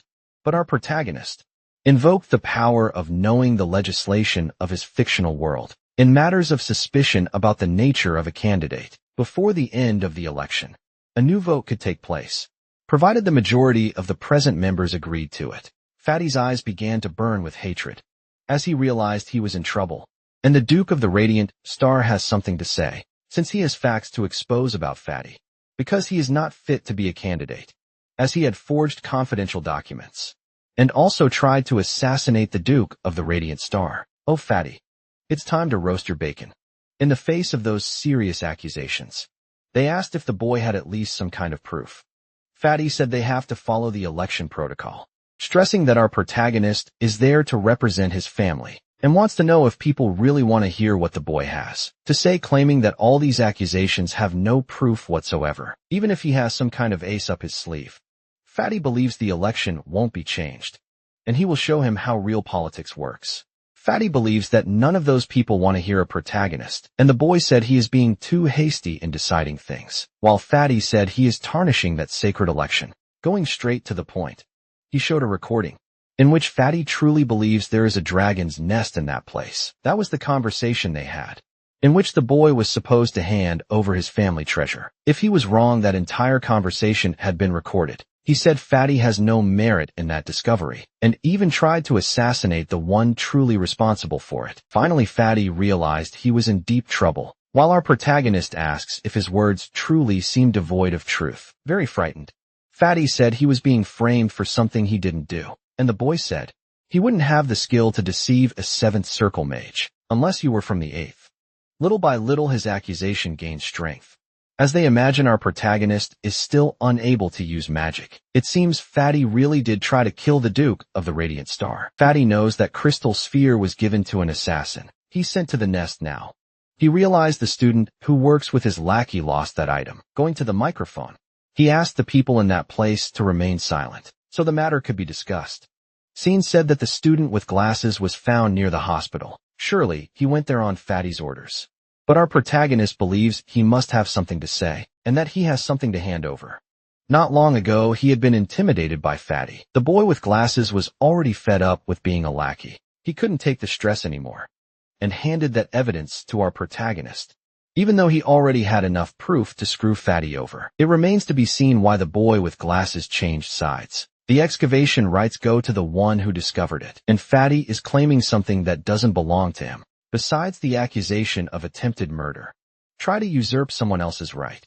Our protagonist wants to remove him from the election and make him pay for everything he's done so far. The other candidates realize that the excavation rights will not belong to the academy. An old man noticed that mana is flowing through the boy's body and asked if he didn't have a rare condition. Others are curious about his situation as he was supposedly in a coma. They asked the head of the Narister family if she knew anything, but the girl said it's her brother who knows the protagonist best. Fatty tries at all costs to say that the magic crystal had been corrupted, but he's fully aware that his re-election is in danger, and he will deny everything at all costs and turn to the mysterious man. What he didn't expect is that this same man was on Scene's side. Fatty realized that his situation had gotten much worse. That bastard finally revealed his identity. He is one of the loyal servants of the Narister family. Scene said his servant was under a lot of stress because of the situation, all thanks to our protagonist. And Fatty realized he had fallen perfectly into the protagonist's plans. Being made a fool, our boy said that problem seems to be solved. So now they can decide how the new vote will happen. To choose a new rector. Another person ended up being elected to the position. Mephisto is impressed by the madness and audacity of our protagonist, who took full advantage of the situation. The demon wants to know if they'll let Fatty escape.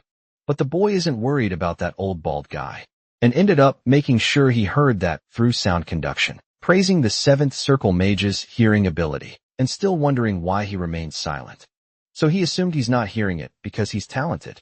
The boy can speak directly into his mind, since it's unprotected because it lacks hair coverage. After that insult, Fatty went mad, making the boy his target, and said he's an insolent brat. By manifesting his power, people began to panic. Fatty had lost everything and decided he would finish the boy off. But our protagonist wasn't provoking him for no reason, as a massive explosion occurs. That's what he had been waiting for. The boy waits to receive the attack with a smile on his face, manifesting the power of the seal on his hand, creating a massive protective barrier. All the nobles there were immediately impressed. That is a 5th level magic. The white blizzard, even so.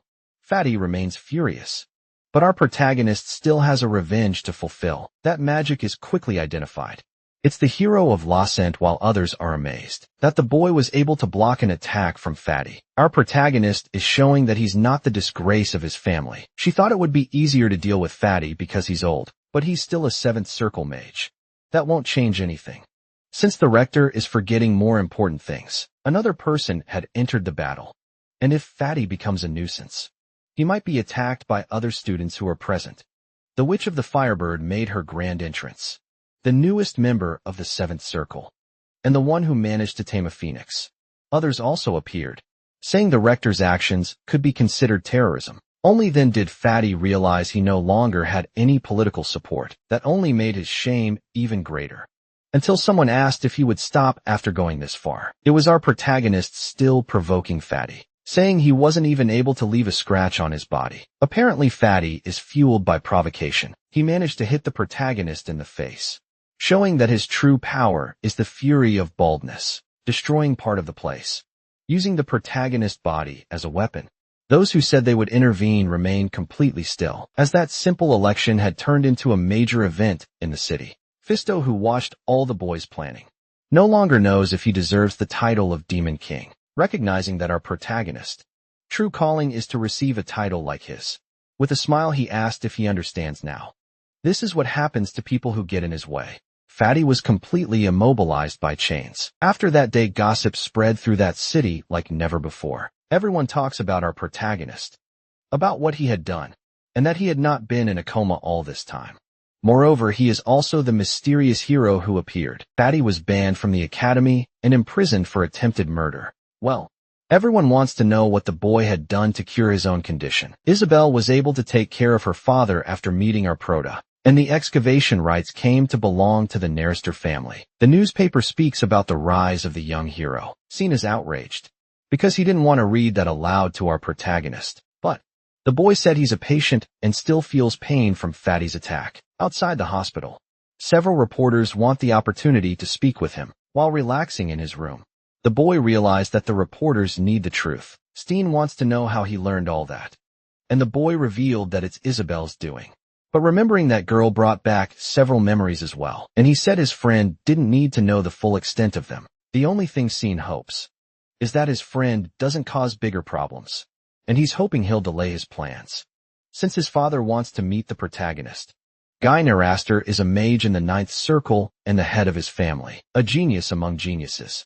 Even the protagonist's grandfather wanted to take him as a disciple. Our protagonist and Mephisto are startled by the place in question. They already knew Steen was very rich, but if he had any idea close to reality, he would have taken advantage of that much earlier.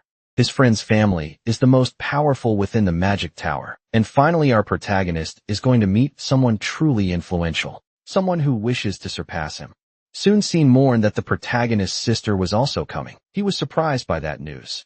It also shows how hectic things have been, because of our protagonist receiving a letter from his sister, who said she's aware of everything, asking him not to cause any trouble until she arrives, and he better not try to run either, or he'll die knowing his sister. The boy was quite terrified. He surely screwed. Mephisto realized that in the boy's family, there's a demon even worse than him. Stein recalled that the protagonist's sister worked very hard, so he could enter the academy, and for that he's very grateful. But if he knew that girl better, he'd think twice before saying something like that. Steen said the protagonist's sister is way better than his, who isn't called a witch for nothing. After being recognized as a genius, she changed a lot and shouldn't even be called human, and the witch immediately appeared saying he deserved a beating. Steen turned pale with fear while his sister said, if he wanted a beating so badly, he should have just asked. After slapping him, our protagonist thanked her for intervening in the election. Steen still thought it was strange that she did that, and asked if she had any interest in his friend, and the witch asked if the beating had been too weak. That sibling argument began to make our protagonist uncomfortable, until his eyes caught something interesting. He should keep following his friend, because there are many traps within that mist. Escaping from that residence is not easy, even for 6th circle mages. Only then did they realize that the boy had completely disappeared. Not even Eric knows where he is now. Looking around, he realized he's not with his friends. Even Mephisto had completely vanished, and in that strange dimension, he found himself in front of a large portal that wasn't easy to create, and only proves that the Nerister family has great magical aptitude. Immediately, the boy realized that even if he didn't know what place this was, it's truly perfect for research. Until a voice said the boy seems very interesting. At last he realized he was being watched. The old man asked if he knew what he was looking at, or if he had no idea what it was. The boy realized it's not polite to look at someone else's magic without permission, and that the person responsible for that place must be a 7th circle mage. The old man asked if the boy hadn't heard his words. He was still thinking about what to say, because it was his friend's responsibility to guide him through that place, knowing he needs to get out of that labyrinth. Soon the old man began to feel ignored, but said he could hear the gears in the boy's head turning. Without giving any response, our protagonist used a darkness spell, and the old man realized that his labyrinth had been used against himself, increasing even more his interest in that young man. Our boy knows that if he stays in that place, he will end up causing trouble, until something else suddenly happened. The old man was sitting in a meditation position. You were not allowed, the young man, to try to leave, not now that things were getting fun. Steen is worried and wants to know what they should do now, saying they should talk to his father. A man said that the Blue Mist Palace had been opened, and he wants to know what caused it. This man is Steen's father, and he realized that his son had not guided the visit properly, but he learned that he had simply disappeared. even before entering that place. Apparently his great-uncle was responsible for this. He just doesn't know what motivated the old man to do that. Certainly his condition must have worsened. Seems said they can't just stay there doing nothing, since it was an important guest. He is truly worried, and his sister found that excessive when she noticed that her brother was far more concerned about the stranger than usually shows for his own relatives. She is increasingly interested in the Duke of the Radiant Star. Same can be said for Guy. Everyone wants to know how skilled our protagonist can be. The Blue Mist Palace is the result of that old man's research, and the young man managed to decipher that location, as well as use that magic circle against its creator. That's why he wouldn't let that child leave so quickly. Since his expectations for the new Revenger had grown, now he will make the most of this opportunity. Our protagonist began reflecting on the old men he had met. They all have one thing in common. They're completely insane. And our boy already needs to start conjuring magical barriers. The mana in that place doesn't have just one attribute, but the main trait of the narrator is mastering wind. The old man is using wind to shape various other attributes, manipulating heat and humidity to form that mist. With the help of light, all of this is caused through wind manipulation. If the old man is so skilled at that, he could cause a tornado easily, even knowing that the interaction wouldn't be dangerous. The boy wants to decipher the rest of that dimension.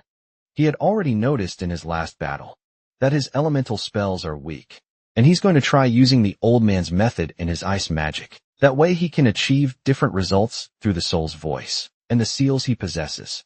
That way he'll be able to use other attributes in combination with his ice magic.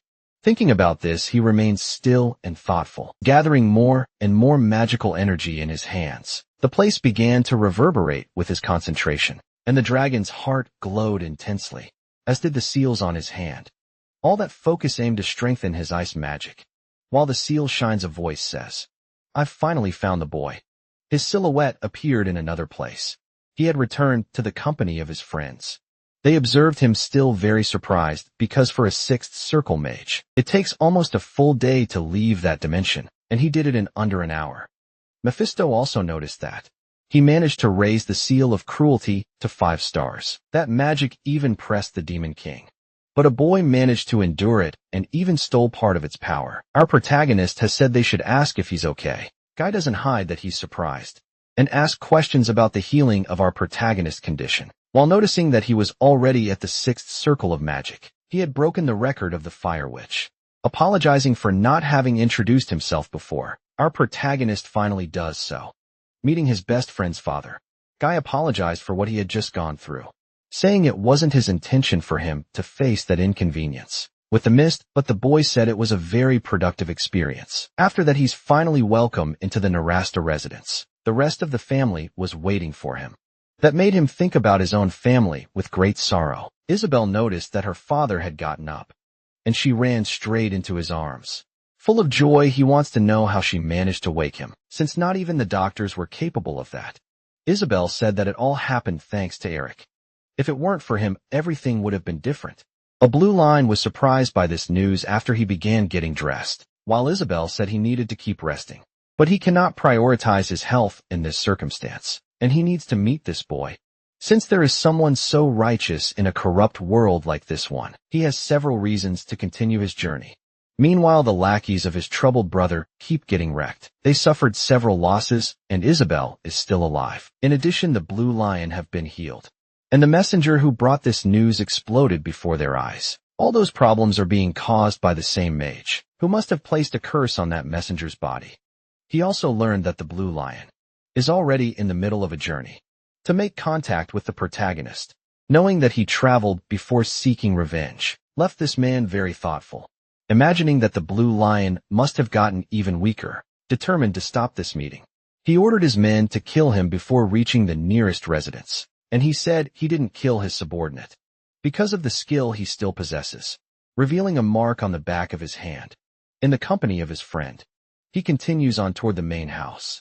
Mephisto seems intrigued by that man and asked if he is really human. Our protagonist was puzzled for a moment, but the Demon King said that he was not a demon, but being someone who doesn't belong to the Mervinger. He reached a very high level, high enough to make the Demon King curious. Our protagonist was startled for a moment, and said that humans haven't been idle in the last 1,000 years. There are many factions nowadays, and the world is infested with monsters. Mephisto asked if there are more people on the continent, as powerful as the Golden Lion. It seems there's a purpose for him, to have awakened in this particular era, to live a life of savagery, devouring the strong to become a new king, spreading hostility and chaos wherever he goes, feeling the genuine joy of stepping on those he has defeated, dreaming. Then the whirlwind remembered he needs to help the boy become stronger. He can possess his body inside the dining room. The nearest family is fully gathered. The younger siblings begin to argue because of the visitor, and the mother said, they shouldn't argue in front of the hero of Lei Seni, since her youngest daughter likes him so much. While they continue arguing, our protagonist feels quite happy in that environment, because he began to remember when he was also just a child. He still had his parents. His meals were very similar to those of that family. Joyful and warm now, all of that is nothing more than memories. The mother asked if he wasn't enjoying the meal, and our protagonist said it was delicious.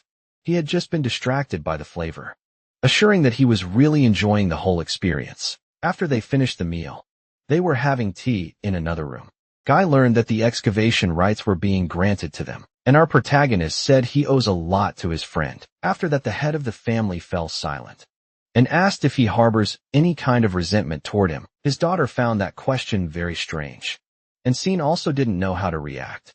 The fall of the protagonist family was truly monumental. 1,000 years of history fell into obscurity, and they were betrayed by people they trusted. Even so, our protagonist Seiji holds no resentment. Everyone has their own circumstances. The Naristar were not involved in the fall of his family. They simply could not help due to political reasons. Mephisto said, the boy doesn't need to walk on eggshells around those people, and that 1,000 years ago, they were nothing compared to the protagonist's family. But the boy truly has no ill feelings. And Mephisto wants to know his real intention in that place, even though he's a friend. The position they represent is something he will need to surpass. One day Guy asked if there is something the boy desires, saying that his family will provide all the support the protagonist needs. He said the boy shouldn't feel bad about it, since it's a genuine gift for his son's friend. Mephisto noticed that this man is good at negotiations, and will seize the opportunity to strengthen connections. Our protagonist knows this proposal is very good, but it could draw attention to this family from his enemies. But they still don't know why he is going to support him, even knowing that his family had fallen. While he was thinking about his requests, a man approached the window, completely shattering the glass as he passed through, leaving everyone inside that room very surprised. Our protagonist began wondering, what kind of lunatic would do such a thing? But that old man knows exactly what he did, and the boy recognized him immediately. He had seen this figure somewhere before. It's the same man who was in that dimension with him now. The old man had found our protagonist and asked him to become his disciple. Our protagonist heard that his friend's father was looking for talented individuals. More than 100 people live in that house as guests. Their true political power lies in those people who end up entering politics. Some of the servants say that the senator had entered the Lord's office and was being disrespectful. But that figure is the head of the Senate, and the one responsible for teaching all the family's mages, a white knight, Augustine Naristar. If he does look a bit like Methuselah, doesn't he? The old man is really strong, and he said he was in a hurry and may have made some mistakes. His son said it was fine, but wanted to know why Methuselah had come there.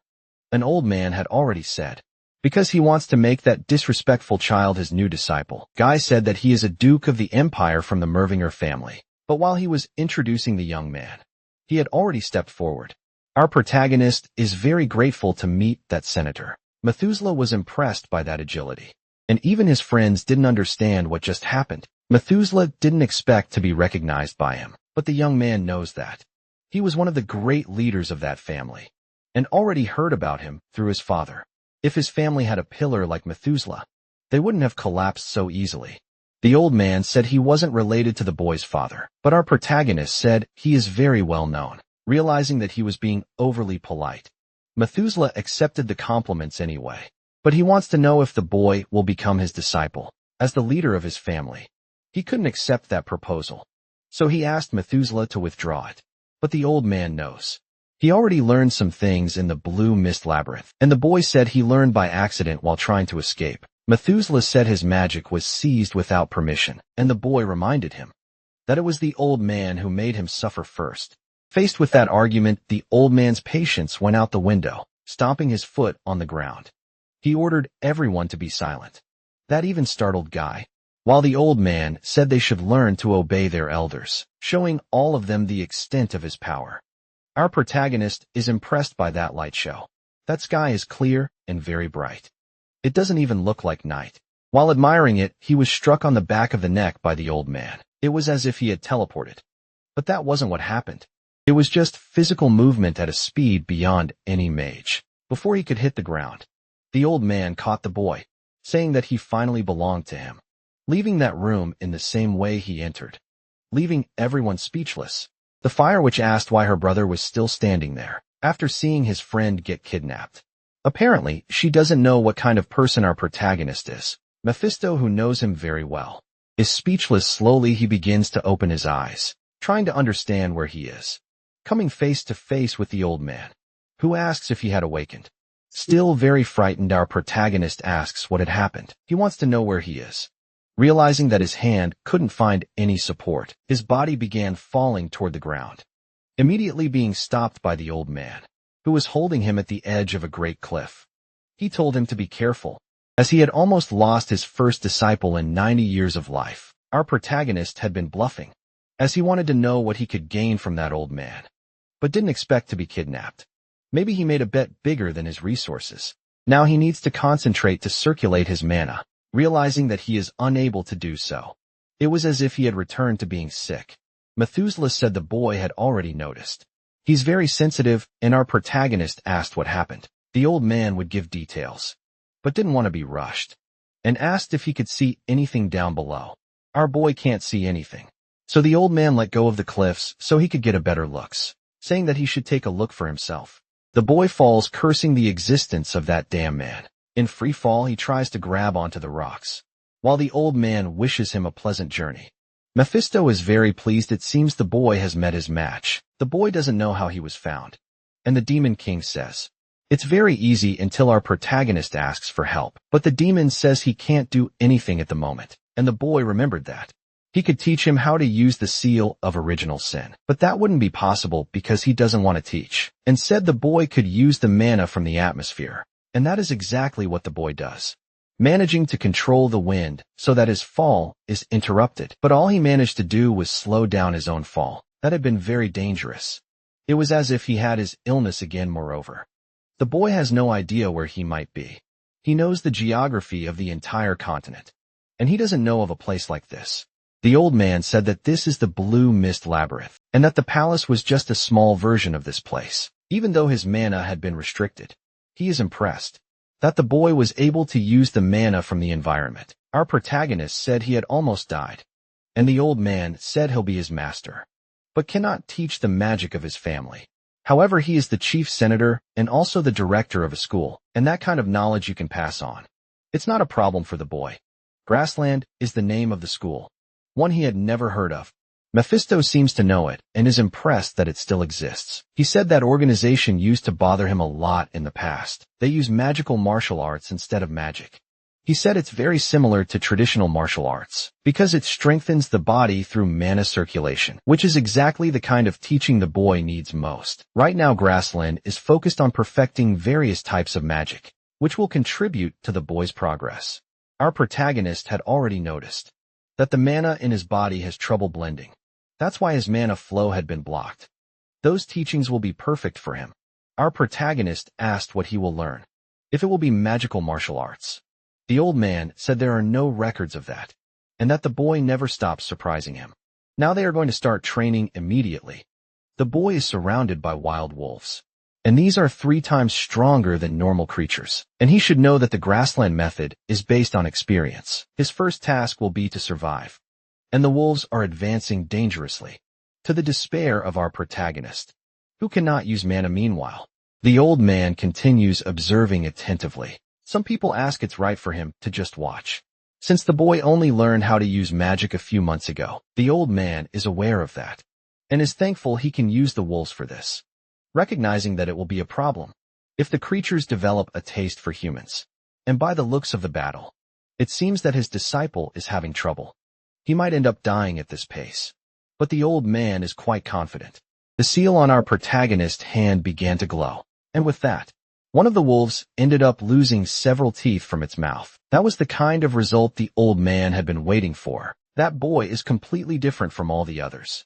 And he is confident that he will be able to pass his test and fulfill what Grassland has been desiring for the last 1,000 years. But Thusla noticed that the boy is still lacking some things, and said that Agility will now have to step in. He was responsible for raising the Revolutionary Army. Not even the Imperial investigations could discover all the members involved. Their leaders are as powerful as the Magic Tower. They exist only to free the continent from the Emperor's tyranny, being the most notorious terrorist group that exists, since it's the old man's request. He said he would do it. This is the King of Beasts, who said the old man is way too excited for having found a disciple. This smoker is named Agility Tens, and wants to know if it's okay in case the old man loses his disciple. Mephisto is impressed that the boy has managed to defeat the creatures, but continuing the fight will not be easy. This battle will be even more exhausting, and he might not be so lucky. The Demon King is right. Our protagonist can only draw mana from the atmosphere a few times. Maybe he won't be able to win. He never wished so much to be able to use armament magic as now, so he began to remember physical training, and that he had read something about it. This opportunity is excellent to put it into practice. Tiger King's art that he had researched, a technique that can make his bones as rigid as steel, developed by beastmen. They say the body is a small miniature of the world made by God. Just as mana circulates through nature, breath circulates through the body. All he has to do is focus his mind so he can tap into that power, making his body move through intuition. He doesn't need to anticipate anything. He just needs to see the world as it is, allowing his instincts and intuition to take the wheel. There is no need for him to have a plan. You just need to believe that your decision will be the right one. And in this way, he managed to strike the wolf with great force, something the Demon King was not expecting. Seeing that boy really is like a wild animal. It's bizarre that a human being is fighting like a beast man, and that's not all besides winning the fight. Our protagonist was managing to do it all perfectly. Finally, he was already exhausted. The old man is quite pleased with his new disciple. Now the difficulty needs to be increased. Since he's putting in the effort, he will receive a tip. He should use some herbs that grow in the shadows. Mephisto is sure the old man is a sadist. The boy stands up because he knows he needs to keep hunting the wolves, and he's determined to do just that. For creatures advance in his direction. In this way 10 days ended up passing with our boy suffering miserably. He finally found the herbs. The old man had spoken about the Demon King, said they belong to the demon dimension. They possess magic and are capable of providing mana. Kunis are used is only medicinal, but it wouldn't be impossible for the boy to absorb mana from them due to the seals he possesses. He might even be able to increase the star level of the seals. Apparently the old man didn't send him there by chance. Mephisto is impressed that these plants grow there. Our protagonist remains frustrated with that unorthodox teaching method, but now he can raise the level of his seal and his mana reserves. Not to mention he is strengthening his body, since he can't use magic easily. As he walks through the ravine, he realizes the deception had come to an end, because that might be the last creature. There was a person riding on the back of that wolf. The old man said the boy never stops impressing him, and he had heard that he is the best student at the academy. Even so, he didn't imagine the boy would show such growth. The voice didn't come from the old man. It came from the smoker who got off the wolf. And now he's made up his mind. If the boy is able to defeat that wolf, the smoker said he would make him his disciple. Unfortunately, our protagonist is a magnet for deranged people. Because of the smoker's movement, a cloud of dust rose. The old man said it took him too long to find a disciple, and he wouldn't allow him to be stolen. And he began scolding the smoker for making that proposal. Mephisto and the boy watched that bizarre argument. Our protagonist said that his opinion should be heard, and the smoker said he got carried away, adding that the boy must know the Beastmaster from the wanted posters. But the boy has no idea who that could be. And he said he's already the old man's disciple, who was quite flattered by that show of loyalty. That's why he can't accept the smoker's invitation, who is willing to teach him the eyes of the mirage, an art that allows one to control any kind of beast. Our protagonist has said having only one master is just a social norm, and he's already eager to learn. while the two are getting along. The old man tries to hold back his frustration. Meanwhile, our protagonist wants to learn the technique right away, but the smoker said it's not time yet, because he needs to defeat that wolf first. It's necessary to control mana, precisely to learn the eyes of the mirage technique. The boy did that by eating those plants. And now he must take the final test. Before the smoker could finish speaking, the wolf was obliterated, being thrown far away with a single blow. All of this was the work of our protagonist, which made Methuselah very happy. Mephisto saw it all and is no longer impressed, and our protagonist wants to know if he can start learning already. The smoker doesn't have much to say. After that, the boy noticed that the one who had been enjoying his suffering had arrived looking at his master. He asked if he was satisfied with that. The old man watches him attentively, placing his hand on the boy's shoulder. He said he had done an excellent job. It seems he's finally going to be able to do it. It taught the boy about the problem in the Chronicles of the Night. Apparently, they changed the name Grassland. So they walked to another place. Seeing the entrance of a cave, our protagonist asked what it could be, learning from his master that it was the temple of the Chronicle of the Night. The boy was impressed by that information, because from that place he could feel a great demonic energy. Even Mephisto was intrigued by it, because a demonic domain can only be created by demon kings. Now that explains the existence of those plants outside. The old man asked if the boy could feel it, because he's certain that the descendant of the Mervinger can sense that energy. And our boy asked why there is a demonic domain in that temple. Methuselah said these techniques came from the east, from a very distant place. Inside, the boy noticed that the language was from another region. The creator of those techniques was originally an herbalist, researching plants until one day he lost his family at the hands of a demon king and pursued him in search of revenge. Since his enemy was powerful, he changed his plan, gathering various types of knowledge, including demonic power. The boy realized that the resentment of the creator of this technique still lingers today. Even so, Methuselah confirms that the revenge had already taken place. Intrigued by this news, our protagonist asked, who could have done it? And the old man said the answer was very obvious. It was he who had carried it out. The fist of acknowledges that the old man must have been more powerful in the past, and that his abilities are astonishing since that demon was powerful. Too, hearing these words, the boy realized that this entity was formidable. The old man said he shouldn't brag about his feats, and that on the day of the battle, there were many variables. No winner could be determined. And as the creator of that technique, he simply changed his goals. The winner would be decided through a disciple who would appear in his path. It will be up to our protagonist to resolve this issue. If the demon is more powerful than the old man's techniques, that's a result he has longed for. Looking at that demon, the boy wants to know if his master wishes him to face it. That is exactly what he wants. Especially that he managed to fight against its seal, since even as a human he is capable of doing that. Seeing that he knew this information, the boy immediately became worried. But the old man said he didn't need to worry, as he had no interest in revealing his disciple's secret. Even so, the boy remains very agitated. All the demon king himself stays thoughtful, as trust should come from their reaction. The old man would show something interesting. Every mage has a technique they cannot speak of with just anyone, and the same goes for him. Finally, the old man revealed what had happened to his arm. He has the arm of a dark elf. Unlike the elves who live in the forest, the dark elves lived underground and were followers of demons. They were wiped out after the oppression of the empire, as they were also considered demons. Transplantation with parts from other races is considered dark magic, and is forbidden, especially if it involves demons. Aside from the smoker, no one else knows that secret, and the old man wants to know if the boy is feeling more comfortable. He discovered the protagonist's secret while examining his unconscious body. He did this so he could teach him better, but he would like to apologize, knowing that he can absorb demons is the reason he asked the boy to do this. But he wouldn't force him into anything, and said the protagonist could do as he wished. The smoker continues watching attentively. Even Mephisto seems to be interested.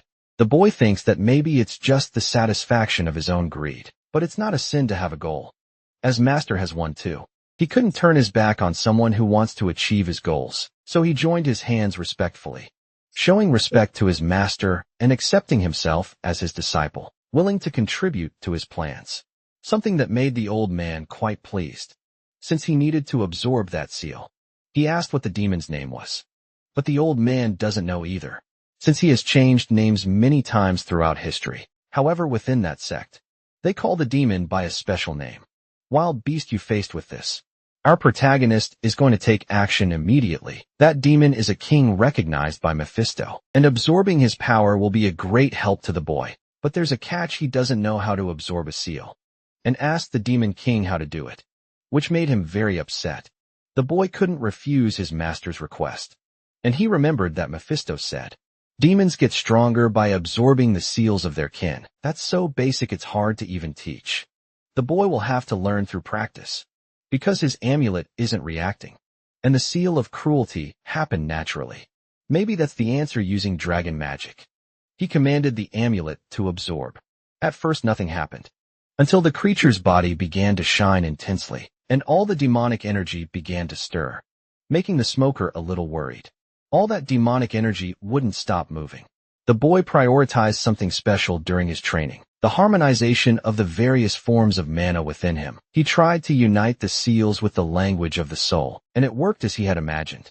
His strategy had worked perfectly. Once again he entered a mental world, and thought that perhaps he would be tested in that place, just like he was with the Mountain King. But he hadn't found anything so far. In a swamp like that there should be some birds and insects. Maybe it's not that simple. Everything is too quiet, as if all life had been devoured by something. He couldn't even hear the wind. He began to feel a strange sensation. Something ferocious in that place. There definitely exists a predator he shouldn't get close to. The boy's eyes captured that scene. Everything around him turned red, and he felt something had moved inside the forest. Maybe in the sky, he's not sure.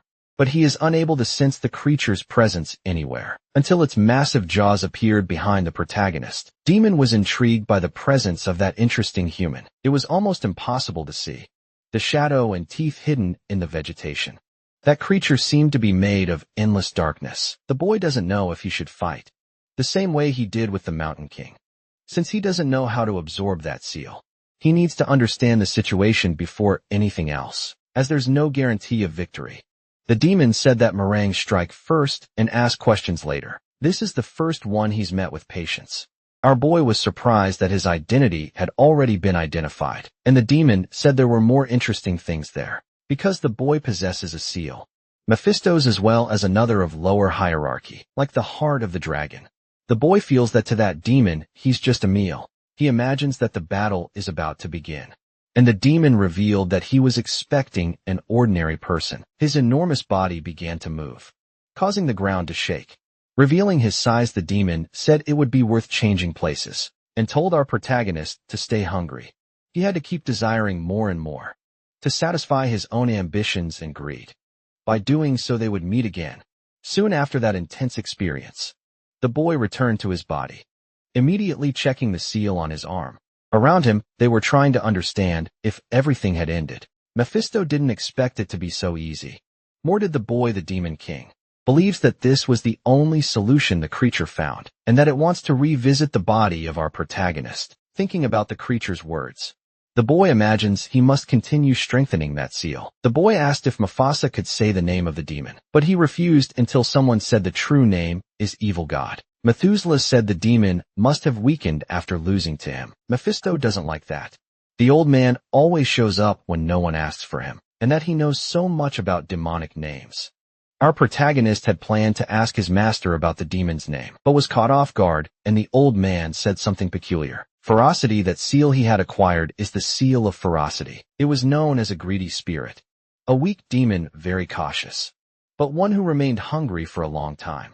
And now, the boy will be able to sense imminent danger because of that seal, and also be able to identify the power and weakness of his enemies, as if he had a sixth sense, due to mana manipulation, causing his heart to race and all his senses to go on high alert. Methuselah named it the spider sense. This kind of knowledge doesn't come easily. His master and the ancestors of that sect suffered greatly to obtain it. Knowledge accumulated over 1,000 years to reach a single goal. Now the boy began to use the seal of ferocity. Demonic shadows had emerged behind him.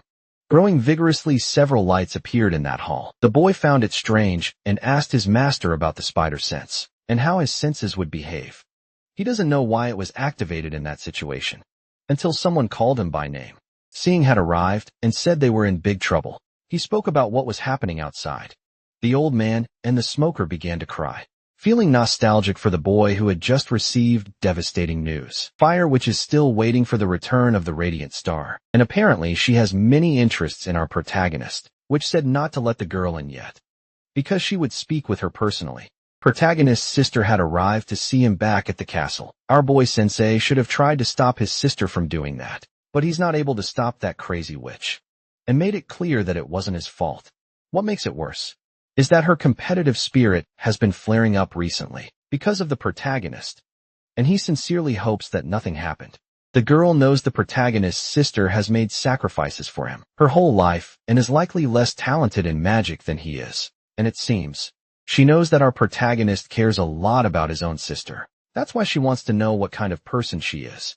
And the protagonist's sister had already arrived at the nearest residence at the entrance. They said she couldn't enter yet since she didn't have an invitation. A bit embarrassed, she asked them to try to speak with Scene, as he already knew she was on her way. The guard said they wouldn't do that and that they had orders from their mistress not to let her in. While the girl tries to understand, the witch appeared to meet her. The protagonist's sister looked back, finally meeting Scene's older sister. Bowing politely before her, Hayes introduced herself, saying she had heard many stories to her brother, that she is a graceful and very talented woman. But in person the description doesn't come close to reality. Hayes wants to know why her entry was blocked, as she can't understand a reason for it. The fire witch said she couldn't allow just anyone in, and that girl could be in disguise or a spy, even if she's the Duke's sister. There are procedures for this kind of thing. Hayes asked what she should do to make her believe her. The witch would only believe her if she were defeated in battle. Hayes said that would be impossible because she's not able to use magic, so the witch suggested they use aura instead. Hayes warned that she might get hurt. The rules would be simple. A huge explosion occurred. It was a procedure to confirm her identity. The protagonist's sister proved to be quite a job. All the witch remained interested in her, curious about that hammer. She asked if the girl could move with that in her hands, but that wouldn't be a problem for Hayes. She asked if she used to play when she was a child. One single movement was all it took, managing to throw several rocks in the direction of the fire witch, who replied that she used to play a lot when she was little. She kept summoning even bigger flames, launching an attack toward the protagonist's sister, saying she had never lost to her brother when they were kids. Hayes revealed that she had never lost either, due to her immense desire to always win, throwing her hammer in the direction of the lunatic, who became worried seeing what was happening, barely dodging the attack. But she found it impressive that in a family of mages, there is someone with that kind of strength, able to use a hammer that big without using aura. As she thought she saw a small marking on the hammer's handle, there was a black skull there. This is the symbol of the most powerful mercenary group on the continent. The two kept watching each other, and the fight didn't seem to be over. But it was interrupted by the arrival of the protagonist, the fire witch didn't want things to end that way, because the fight was getting more and more interesting. Our protagonist was immediately grabbed by the neck. Scene desperately tried to approach those dangerous youngsters, only to see his best friend hanging by the neck, in the hands of his own sister. The boy apologized for interrupting her fun and asked her to calm down. But the girl was struggling to contain her own anger, saying that she and her brother needed to have a very serious conversation. The fire witch remained thoughtful, holding a paper in her hands. She was trying to gather information about Hayes. But it wasn't easy. That mercenary group is very influential. They have many enemies, which is why their identities remain secret. She decided she's going to use this opportunity to make a friend. Her own age, it's hard to meet a Black Skull mercenary, as they've interacted with very few families. It would be very advantageous to have such a friendship. The fire witch has nothing to lose. Outside, Hayes continues swinging her gigantic hammer, trying her best to hit our protagonist's head. She knows her brother's fame is growing, and that he's now able to use magic. Because of that, he also learned to rebel against her. The boy grows increasingly worried, as the blows from that hammer could be fatal. If it weren't for his spider sense, he really could have died from that strike. She was always a bit abusive, and would try to break his legs if he caused trouble, just so he wouldn't do it again. Mephisto had never seen a boy so confused, recognizing that his sister truly is a Mervenger, but he didn't expect her to be an aura user. It's the first time you've seen something like this. which makes the experience even more interesting. Hayes is eager to see if her brother can dodge the next attack. The boy decided he would use magic to defend himself, creating a large magical barrier, which was struck by his sister's hammer. Feeling the pressure of that blow, he began asking if she was really being serious, because he wouldn't be able to dodge that, until they realized the pressure had ended. Seeing his sister extend the warhammer to him, she was very relieved. When she learned he was going to dig into a dragon's nest, because she was sure he was having problems, due to the condition he had, yet he kept giving his all. Since then he's only gotten into trouble, disappearing for months without telling her anything. Hayes wants to know if he remembers the last time they spoke, revealing that she lost contact with him for 6 months. That made her extremely worried. She was always overprotective, and she always stood by our protagonist, even if he didn't like that abusive side. He understood why she acted that way. After they lost their parents, all they had left was each other. And when he was little, the boy caused a lot of trouble. His sister had to become an adult far too quickly. Our protagonist said he found their family's calling, and that's what he's been dedicated to. He thought he didn't mean to revive their family's name, because he wasn't sure it made sense. But after everything he lived through, something crossed his mind. This world could be overtaken by demons at any moment. Hiding would be a disgrace to their parents' memory, and he said he would go north, because there is a legacy left there by their ancestors. No matter how dangerous it is, he has decided he will follow this path, just like his ancestors once did, until their family name is known throughout the world, especially in the places he has already passed, so that his purpose shines like the stars in the sky. Although emotional, Hayes is glad to hear those words, saying that if he disappears again, she really will crush his skull. She is genuinely serious about that. Mephisto regrets that the fun is over as he was rooting for the girl. At nightfall, a mysterious man is approaching the lake. In his hands is an artifact, a small statue and entity, and he will use it so that Lord Azazel may revive once again. Birds are flying across the sky, and in the midst of those mountains, the boy continues meditating. 3 months have passed. That bird is ready to attack the boy, and with a blindfold over his eyes, he remains completely still, until the spider sense tells him how to move. Sensing the hawk's approach, the smoker said he learns way too fast, and he didn't expect him to master those eyes so quickly. An attack was launched in the smoker's direction, and the boy was already training in the company of the old man, who noticed that he had mastered the spider sense with expertise. He had already done everything possible in that place and should now seek his growth through real battles. Sitting on the ground, our protagonist is relieved that he doesn't have to see that old man again. For the old man, those days passed like seconds, but the boy knows he was tormented during that time. Still, he's grateful for everything he learned, knowing that he is heading north.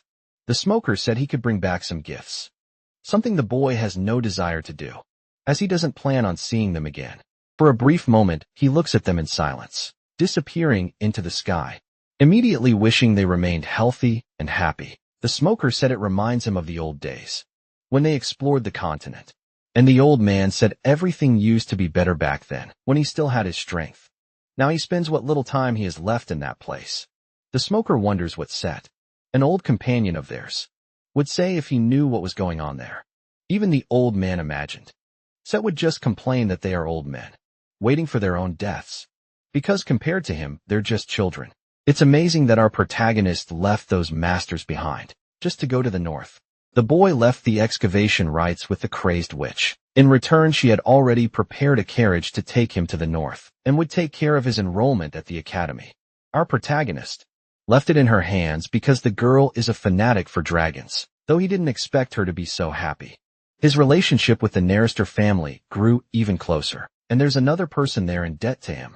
A man sheathed his sword, saying, "That bastard is already hurting his feelings, no matter how weak he has become." He thought that while surrounded by several bodies on the ground, that wasn't enough to finish him off, and the Blue Lion was feeling underestimated. Some of his men say the Blue Wolf must be growing impatient. Besides, knowing that the Blue Lion wants to meet the protagonist of the story, all of this is part of Isabel's assumptions, which were immediately praised by the others. The Blue Lion said it's his duty to handle the family's problems, and his men must ensure the princess's safety. He will meet the Duke of the Radiant Star personally to thank him. His men listened attentively, because afterward, They would decide what to do about their internal problems. The masked man wants to know why Paul isn't a blue lion yet, and heard there was an unexpected distraction. The masked one thought it would be easy to get rid of a sick person, and didn't expect the protagonist to intervene in his plans. It's still not time to interfere with a Mervinger, and his priority is to take care of the blue one. And he told Hilton to continue with the plan. Because when Paul becomes a blue lion, his body will be taken for the cause of the great Azazel. Several birds begin to fly, as if announcing an omen. The carriage is already ready to depart. Our protagonist is already desperate, because he planned to make that trip peacefully. He didn't meet a coachman, and he also didn't meet Scene to make the trip with him.